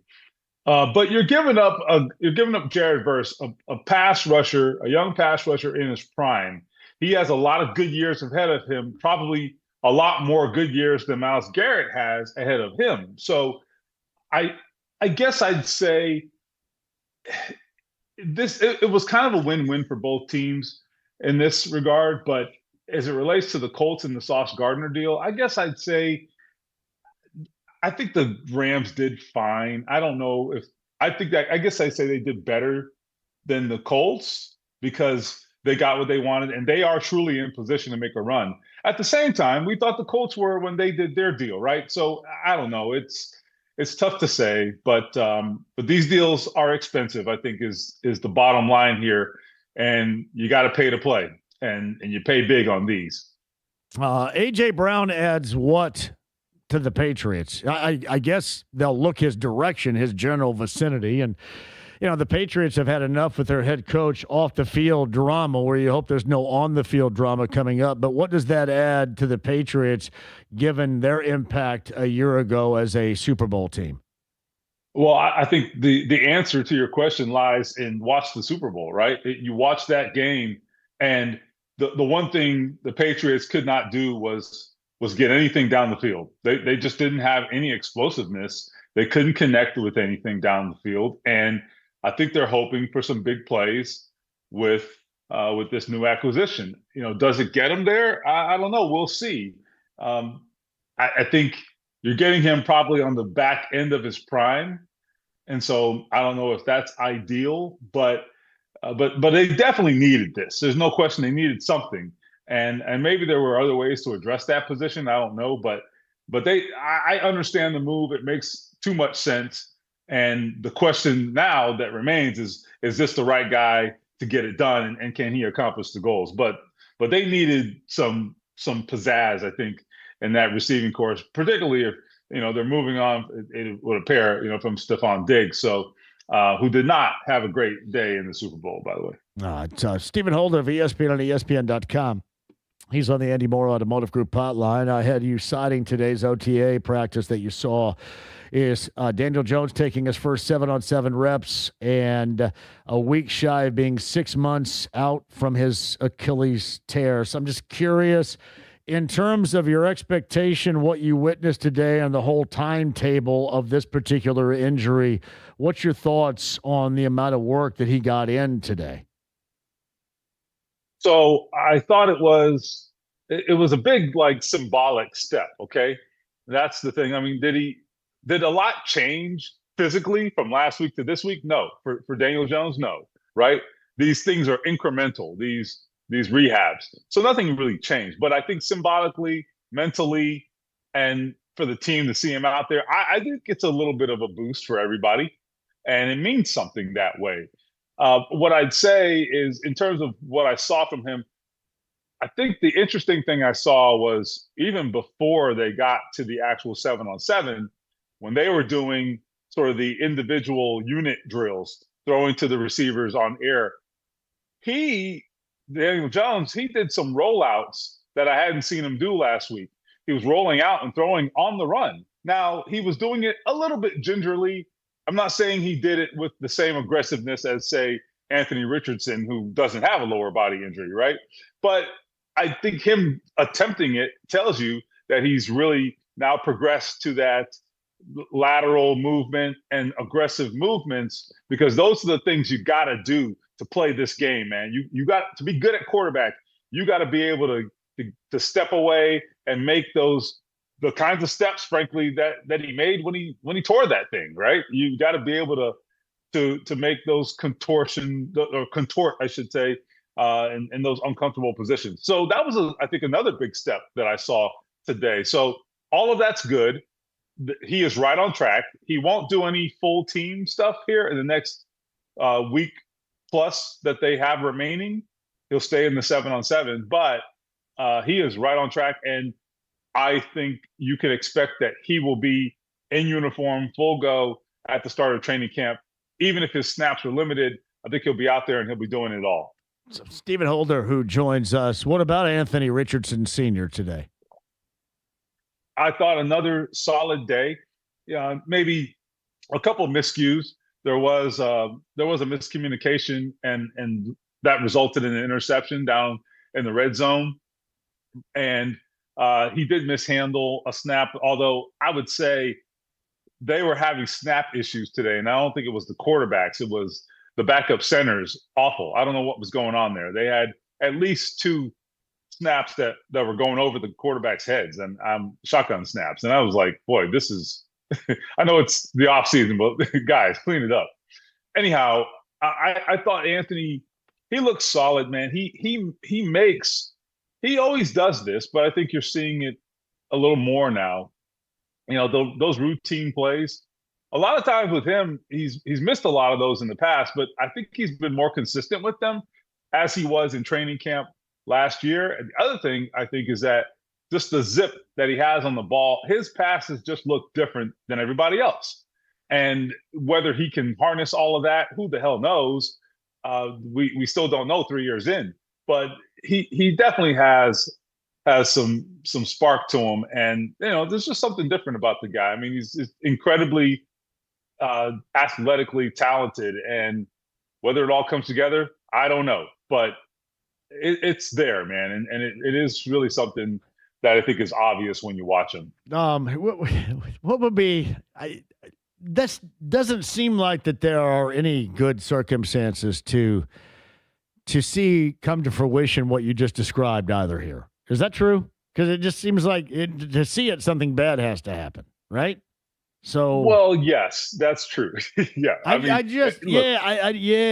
is a weird situation, to say the least. Here's the reality: is that for Anthony Richardson to play meaningful snaps this season, Daniel Jones has to get hurt. And that's if Anthony Richardson is here, okay? Like we still aren't 100% sure that he's going to be here, okay? Because once the Colts pay that bonus, that roster bonus that he is owed in August, and I'm getting off track a little, but stick with me. He's owed a roster bonus of, I believe, $4 million and change in August. It's written in his contract. It's guaranteed. It's coming. They owe him that money. Now, when the Colts pay that, all of a sudden, the rest of the NFL, if you have even the most remote interest in Anthony Richardson, now you can have him for like less than $2 million remaining. That changes the math, I think, if you're out there and you at least are curious about the kid. If you can come to terms on a pick with Chris Ballard, you can say like, hey, I mean, we're talking about like backup offensive lineman money here, right? So anyway, that's just the thing that's simmering here in the background. I don't know if he's going to be here, but as you said, for him to play and for any of that stuff to be on display, Daniel Jones has to get hurt, and no one wants that. No. Lord knows. I think about that too, and if that were to happen, and then he comes in and looks good and does some things, But in terms of the Colts, I will sit here and tell you that's probably what will happen, to be honest. Right? I mean, we live in this particular world with the Colts where if it's going to be haywire and you get the bad and the good, that's probably what we're talking about. Something like that. Yeah, I mean, there's been a lot of Murphy's Law going on with this team for a long time. I just say that. Yeah. And with my fingers crossed, I guess. But look, all I can tell you is I still believe that if you are Chris Ballard, and I think this is why he's being a little more reluctant in dealing Anthony Richardson, because I think he could have been dealt by now if they really, really wanted to. If you wanted just like some like late 7th round pick, they probably could have pulled that off already. I think Chris Ballard is holding on to him, not saying like, holding him hostage, but I'm saying he wants to get a pick that if he deals him, wants to get a pick that he thinks is worthwhile. And honestly, I think he's thinking what you're thinking, which is we got to win, and we have a guy who has at least played competitive football. And if Daniel Jones gets hurt again, which he has done, we got to be ready to roll. And honestly, if it's not up to me, but if it were, if I have to play a backup quarterback for an extended period of time, I think I want Anthony Richardson over Riley Leonard. Some will disagree with me on that, and that's fine. But I'm telling you, based on everything that I know and everything I've seen, that's what I'd say. So I think Chris Ballard may have some similar sentiments, but that's me talking. Steve and I had Justin Wally on the show, basically a redshirt rookie last week, and he said all the right things, and he was a joy to talk to. He said he was full go. What did you see of him today at all? Yeah, he's out there. He's doing it all, and doesn't appear to be any restrictions on him. But look, I mean, I think the question, as much as health, even though that looks good, I think the question with him is just, he's going to have to grow like on the job. And that's the hard part. If he ends up starting, and that hasn't been determined, but I think they would love it if he stepped up and took that job. There will be some growing pains, because there always are with young players. And as much as they were excited about what he could bring based on training camp last year, it's training camp, right? And right now it's a controlled environment. He's never done it on Sunday. So we'll see. He's still going to have a lot to prove. And you got to think quarterbacks are going to know, okay, we got a rookie out there in the slot. I'm looking for my slot receiver. Let's see what he can do, right? They're looking to get a matchup on him. So he's going to have to deal with those realities and find out if he's up to the task. Well, I think we're going to learn pretty quickly. So Stephen Holder of ESPN and ESPN.com. He's on the Andy Moore Automotive Group hotline. What else from what you viewed a little bit earlier today stood out to you at OTAs? Well, I think one thing this is a small thing maybe, but it could be a big thing later. When you watch the offensive line, I like the offensive line, but Jalen Travis right now is dealing with, I think, a back injury. So he's out. Nothing serious that we know of. So I don't think that's a big deal, but it does raise a question. Okay, when he goes out, because he's the right tackle right now. So when he goes out of the lineup, they now have, say like Luke Tenuta at right tackle. And I look at that and I say, you know what? I think you need more tackle depth.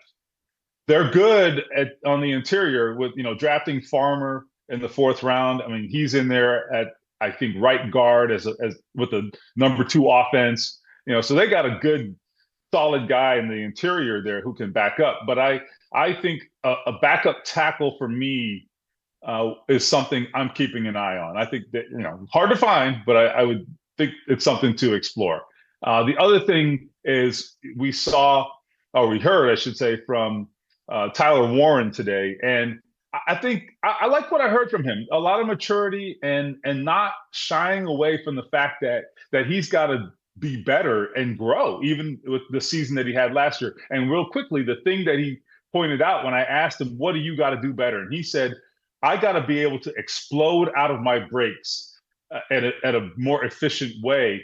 And I think the idea there is if he can do that, when he makes that move on the defender, explode out of that break, that's where the big plays come. And he's going to have to help them with some big plays this year, just because, Alec Pierce is going to be on a different role, et cetera. So I think they love what they got from Warren last year, but this year it's about maybe adding some explosiveness on top of what he did last year. Yeah, it's another one of those years, and they had 8+ weeks of really high level, exciting play, and then we know what happened when the quarterback got compromised. But it's yet another one of those seasons where you do kind of shut your eyes and cross your fingers and just hope everything goes okay. It is a weird, and then you kind of rely on that secondary more than you trust you're going to get the consistent performance and pressure from, your edge rusher and quarterback pressure. it's just weird kind of, how should I put it, bass-ackwards circumstances right here that you got to deal with. Well, look, I mean, they're one of those teams where, we just talked about the Rams, for example. I haven't looked, but I assume after today's trade, they're the betting favorite to win it all. You would think, right? And so you have teams like them, the Seahawks, you mentioned the Patriots earlier, for example. Yeah, those teams, like, we know what they are. And it's a matter of whether they can just kind of live up to the expectations. For the Colts, it's weird. Like, they have talent, but what they're trying to overcome is like questions. They're not trying to live up to expectations. They're trying to overcome the questions. There are a lot of questions. Now, if they can check all those boxes, they'll be a good football team. But they're big boxes, right? And so the quarterback, as you said, is one. Just the consistency is one. The pass rush, all these things. That's a lot to have to overcome, or a lot of boxes to check, if you will. So they're just in a different category than those teams that know they're good, and it's a matter of just going out and walking the walk. The Colts have to show us what they are and prove that they are a good team. Hey, Stephen, in closing here, they still have to close the deal in Northwest Indiana in Hammond with the Bears and a new stadium. And I don't know if we've talked about this at all at length. It's been kind of a joke, or at least a basis of jokes to be told. But do we know officially how the Colts ownership, organizationally speaking, feel about that aspect of having the Bears and a stadium in Indiana? So that is a great question. And lucky for you, I actually have asked this question. Well, hell to the yes. That's why I'm here. So the vibe that I've gotten is that they're fine with it. They see it as that is the Chicago market. All yours. Have at it. And I don't know if you agree or if I agree, but I think they're probably mostly correct. Don't get me wrong. I mean, what is Hammond, like 30 minutes from downtown Chicago, if that, right? So it's pretty close, and it is the Chicago market. They're in Central Time Zone and all that. But I wonder. I mean, I know before my time in this market, this was Bears country, at one point. I was a Bears fan growing up, yes. Right, right. And I have neighbors that fall into that same category, right? I hear about the Bears all the damn time in this place, So I wonder if symbolically the Bears being in Indiana, do you say to yourself, well, they're closer now. Maybe I make a few trips to see the Bears. I don't know. I have no idea. That is super, super hypothetical. But to answer your question, the Colts don't really seem caught up in it and bothered by it at all.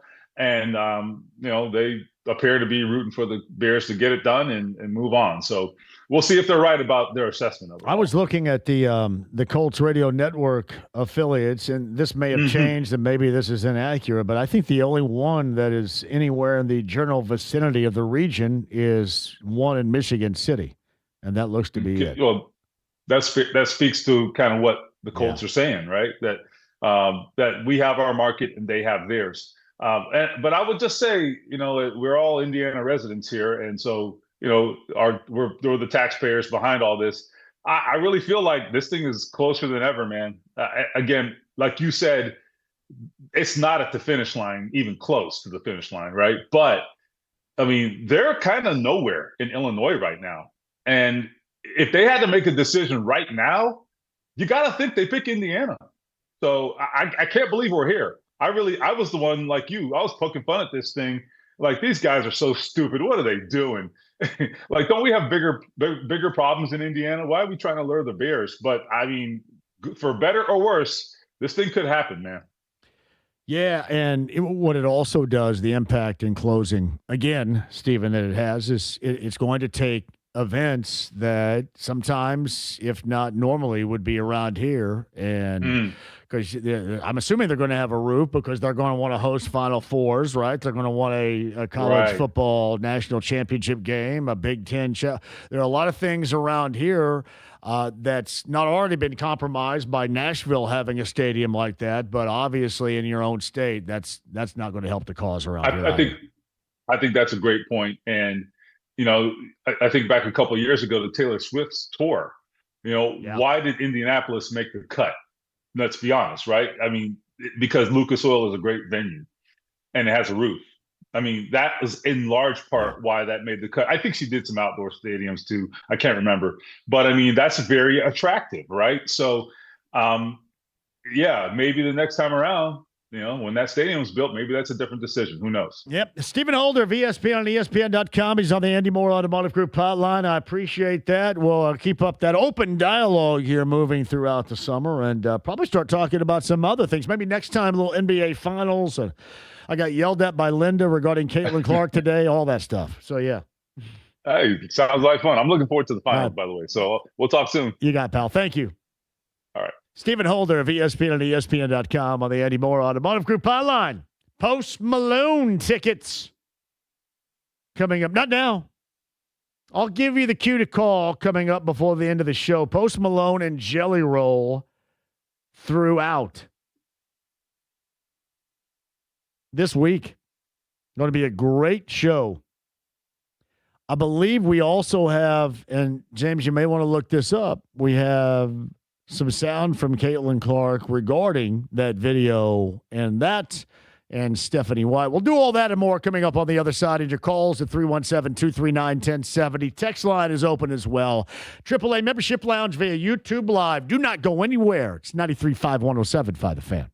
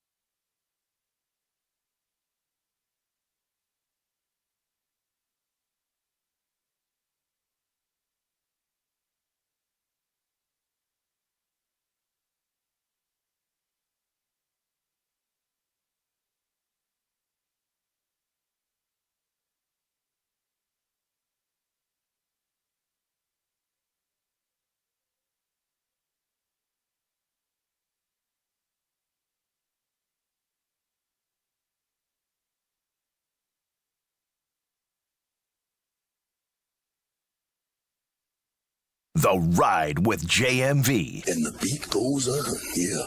And the beat goes on. 93.5 and 107.5. The Fan. I mean, first of all, two people being competitive, two people that really want to win. And, you know, I think a lot of those things happen all the time. And I know there's a camera on me, and that's how it's going to be. But there's a lot of people out there in the media or on TV that they think they know a lot of things, and they're just blatantly wrong about a lot of things. And I ride for Steph. I ride for these girls. Steph has my back more than anybody. So, you know, nobody in that locker room, in our locker room, or Steph or our coaching staff thought twice about it. It's just another example of what everybody, all of you, want to blow up and make something that is just lost and not in reality. Now, how would you describe your relationship with Steph? It's great. Like, there's nobody, like, when I got hurt at the Connecticut game last year, like, I bawled in Steph's arms. Like, that's somebody I will ride for the rest of my life. Like, those are the moments that people behind, you know, people don't see that. People that just sit on their phones all day, they don't see those moments. They don't see the moments where we come into work. They don't see the moments that really absolutely suck, that people have your back, but they think they know everything. In reality, they don't have a clue. And it's old, but it's the reality in the life that I've lived for the past 5 years, and it's something I'm used to. But me and Steph both know what it is, and that's somebody who I will always ride for. You know, she had my back when really nobody else did. So, sorry about that. You're all. That's Caitlin Clark, courtesy Channel 13, WTHR.com, I believe, with that Caitlin Clark sound right there. We'll get the Stephanie White sound in just a second. And what I mentioned a little bit earlier is how you get around the viral video, national non-basketball related bullcrap is to show a unified front. And you needed to do that, and you needed to do that stat. That was Caitlin Clark doing it. This is Fever head coach Stephanie White. I think what happened in that moment is I was challenging a player. You know, it's coaching. It's what it is. You know, I don't often think it becomes an issue if you're watching it in men's sports most of the time. And my relationship with Caitlin is great. Like, I love Caitlin. I ride with her. Like, this is, we have a great relationship. And I think that the narrative of people trying to make it something that it's not is just, you know, taking sensationalism to try to get some clicks and all the other stuff. She wants to be coached. I want her to help me be a better coach. We're both competitive. We're both stubborn. You know, we're more alike than different. And you know, hopefully we continue to bring the best out of each other. You've been at this for about 10 years as a head coach. What have you learned about player-coach tension? Does any of it change or not change because of the spotlight that's on you, the Fever, and Caitlin? Yeah, I mean, this is not new. This is not a new thing. It's just new because everything that she does gets clicks. That's how everybody makes money, right? That's how everybody makes money. So it's not a new thing. You know, when there was player confrontation / tension / coaching, 10 years ago when I was doing this, or 15 years ago when I was, however long it wasn't on social media. Like, that was just getting started, right? It happens in every sport. It happens in every, in you know, all walks of life. You know, so this is not anything that's new, and it's not a story. You saying you and Caitlin are more similar than different. How do you kind of bring out the best in each other then, because of that competitive fire, that drive, and, you know, ultimately the things that are better than not? I think stretching each other, like challenging each other to think differently, challenging each other to see things differently. You know, holding each other accountable to not just settling for what we've always been. You know, I think we both have an intense competitive drive. I think we both have an intense desire to be the best that we can be. And we're both emotional. We're both emotional players. We're both emotional competitors. And, you know, I think that all of that channeled in a positive way is really good. That is Stephanie White, Fever head coach, Channel 13, WTHR.com, with the sound right there. And that is how you unify a front. And that is also how you blame the media. I think Caitlin Clark said you guys to James Boyd. She must have been talking to Linda. And as I told you, the video, I don't care. And I was with Stephanie White for challenging the player, a superstar or not. That's your job. Now, I will disagree. This happens in men's sports too. The problem is there that it should happen more. That's one of the reasons why I like it. That's one of the reasons why Thursday is going to be a big deal. Because you get to counter all of this. And Stephanie White was ultimately the most accurate about you mention her name and you get clicks. And so much of this is about the non-basketball related crap. Most of it. And you know who I'm talking about. As I mentioned, my whole dialogue about this has been about the basketball. How are you better? You should be better. You know, why so much whining and pouting on the court? Obviously, you get away with that when you have a higher level of success or you reach expectations. But it's all about basketball. You know, all this other stuff I don't care about. That's for everybody else. But that's what Caitlin Clark brings, is this other stuff. And she even mentioned what she's dealt with for the past 5 years. And one of the things I've really admired about her is she's always said what? It's always been about the basketball. It's not about all this other stuff. Being a spokesperson for world issues or political issues, or being a divisive factor that people are using you to get their own clicks and their own axe to grind, dumbass point across. She wants it to be just about basketball. We keep it just about basketball. And if you remember when I actually got a chance to say something a little bit earlier when Linda and I were talking, that's where I want to keep it. And that's why you know to go here or you come to this station, because we don't give a fat crap about that other stupid stuff. It's just about the basketball. And the basketball on Saturday night was embarrassing. The expectations are high. And it's got to be much better than that. So you sift through what everybody else made about it, and here's what you get at the tail end. You get the unified front that I talked about. You get the blaming it on the media that I talked about. And then you snap your ass out of it and play better basketball. Simple, right? Derek writes this, JMV, you told them to blame the media. You need to be a consultant. And thank you, Derek, for that. The only problem with being a consultant, that means you've never done anything and you just offer stuff up that you blame the people that are doing it, but don't end up owning the mistakes that you made, telling them what to do. I hate to say this, but so many, if not close to 100% of the consultants out there are complete clowns and have zero idea. None. There is no greater half-asser in the world than consultants. Consultants are the reason why we have committees. Committees of consultants. Never done it, never going to do it. Thank you, though, Derek. That is the way, that is the first way that you squash a situation. The second way is you play much better coming up on Thursday. That's it. That's it, and that's that. Then you move on from there, right? That is, by the way, a Prime Video enjoyment coming up on Thursday. The Dream at 5-2, the Fever at 4-4.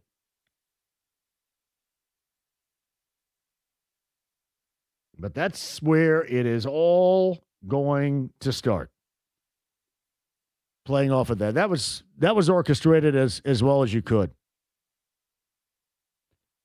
See, and what you're going to get, now be prepared for this, you're going to get the national folks that still want to make something out there being a rub between coach and player. You're going to get, well, this was nothing but organizational wordplay, or what they call it, word salad. Nerds say word salad. No, nerds. See, that's what, Derek, we blame the media and nerds. That's who we're blaming. JMV, when am I going to join the show? Jeremiah from the golf outing won the auction. Can we invite Linda in studio? Me and Linda and Jeremiah from the golf outing auction. I think that's a hell of a plan. That would be amazing. Yeah. Thank you, Derek. I do. I do not like consultants. Well, true story. Like, if you're talking about what I do, like James right now is saying, hey, you got to go to a break. We had this clock, 23:39, and I never abide by it, but I probably should. If they want to say, hey, jackass, you need to abide by this clock. You can see right now the AAA Membership Lounge via YouTube Live. Then you tell me that. But if you try to tell me the content that I should be using, then you can smooch my rear end because you don't have the vaguest idea. And believe me, this would not be the first time I have said this, and I have said it to people's faces before. Consultants, most of the time, are the absolute worst. You roll with me. Hey, and I may swing and miss too, but it's a part of doing it. See how the Fever come back from that massive swing and a miss on Saturday on the floor.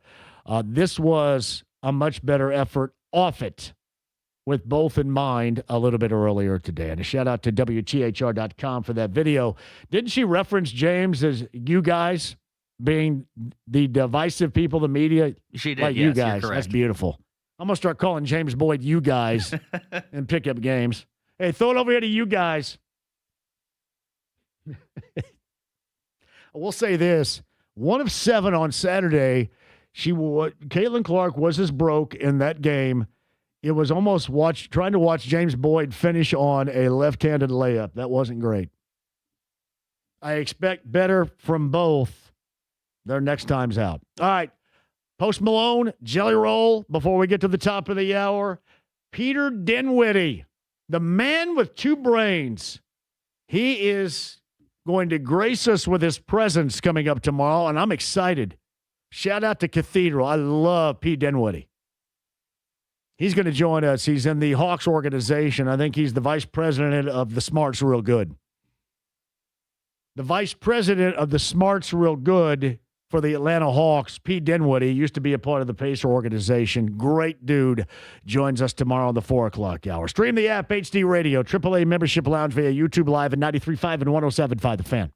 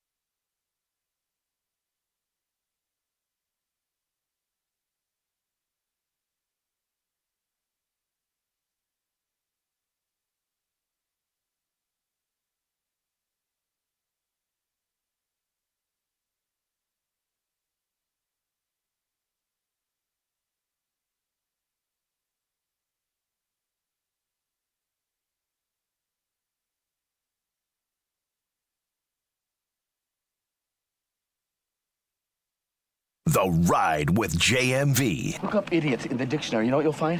Picture me? No.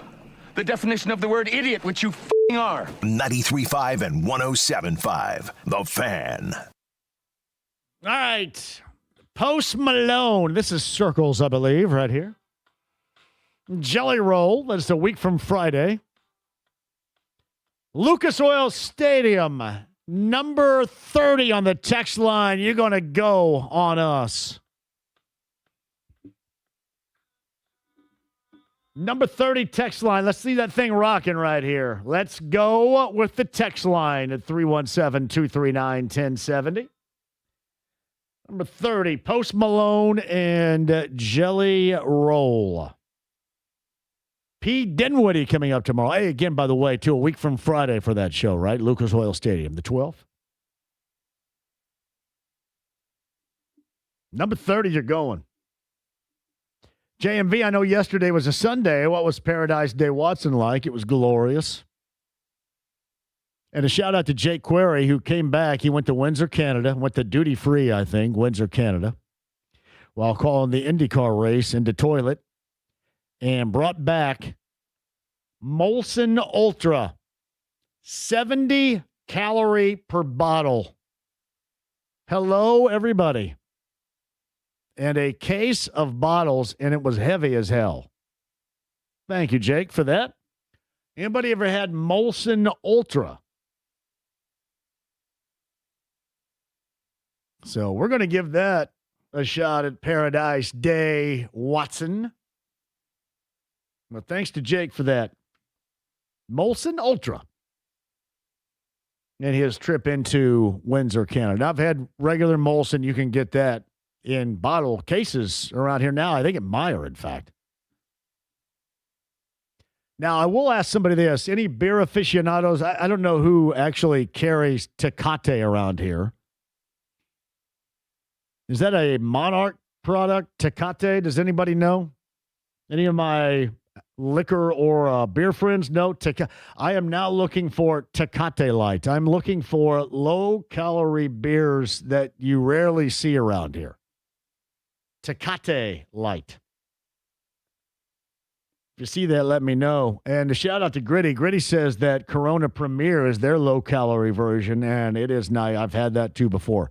I'm a big Michelob Ultra fan, and I am a big Modelo Oro fan. Now, in the day, I used to be, and if you guys remember this, a tremendous Molson Golden fan. I don't even know if they make that anymore. But thank you, Jake, for bringing that home. JMV, how many consultants do you think the Bucks hired to agree to give Miles Turner his bag? 100% agree on so-called consultants, buddy. The worst. There may be the occasional one or a handful out there that are decent, but for the most part, it is complete and utter high-level jackassery.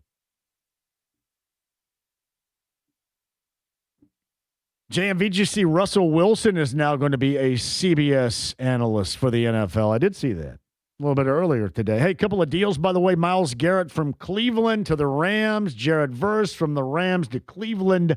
Some draft selections involved, and A.J. Brown from the Eagles to the Patriots for a first-rounder in the future. And I think a third-rounder as well.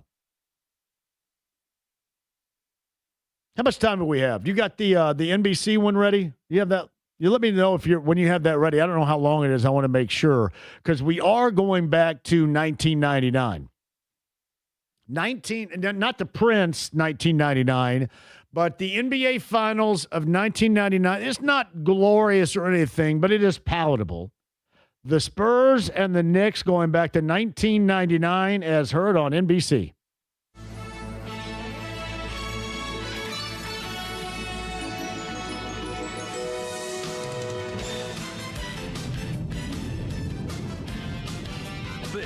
Is the NBA on NBC.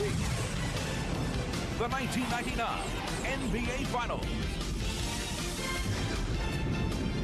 Tonight, the San Antonio Spurs versus the New York Knicks.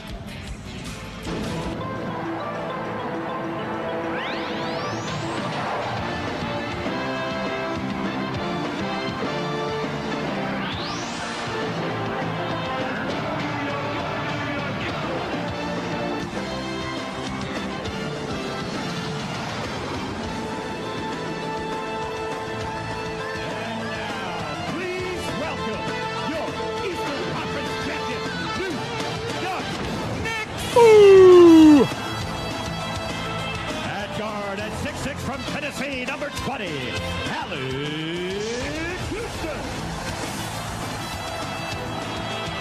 At guard at 6'2" from Florida State, number 21, Charlie Ward. At forward at 6'7" from UNLV, number 2, co-captain Larry Johnson. At forward at 6'5" from Alabama, number 8, Latrell Sprewell. And at center at 6'11" from Massachusetts, number 23, Marcus Camby.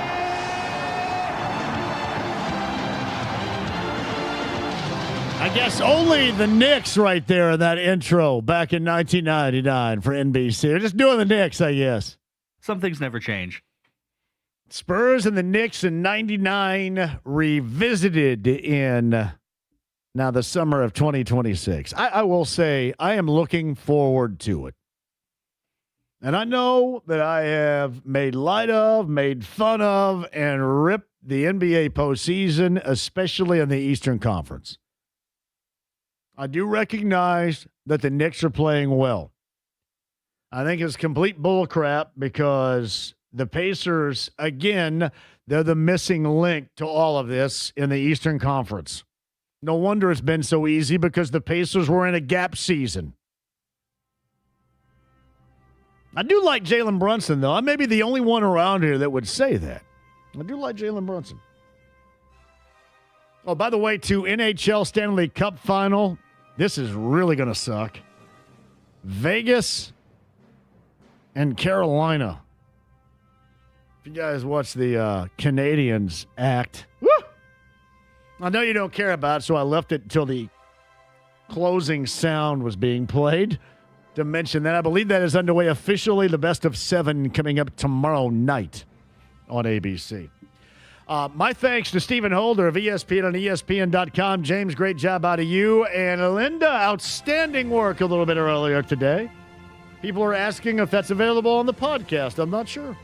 Is it going to be in promo form? I'm not sure. Pete Dinwiddie, the man with 2 brains, the vice president of Basketball Smarts Real Good in Atlanta, among others, join us tomorrow. 3 o'clock we start. 93.5, 107.5 The Fan. Have a great night.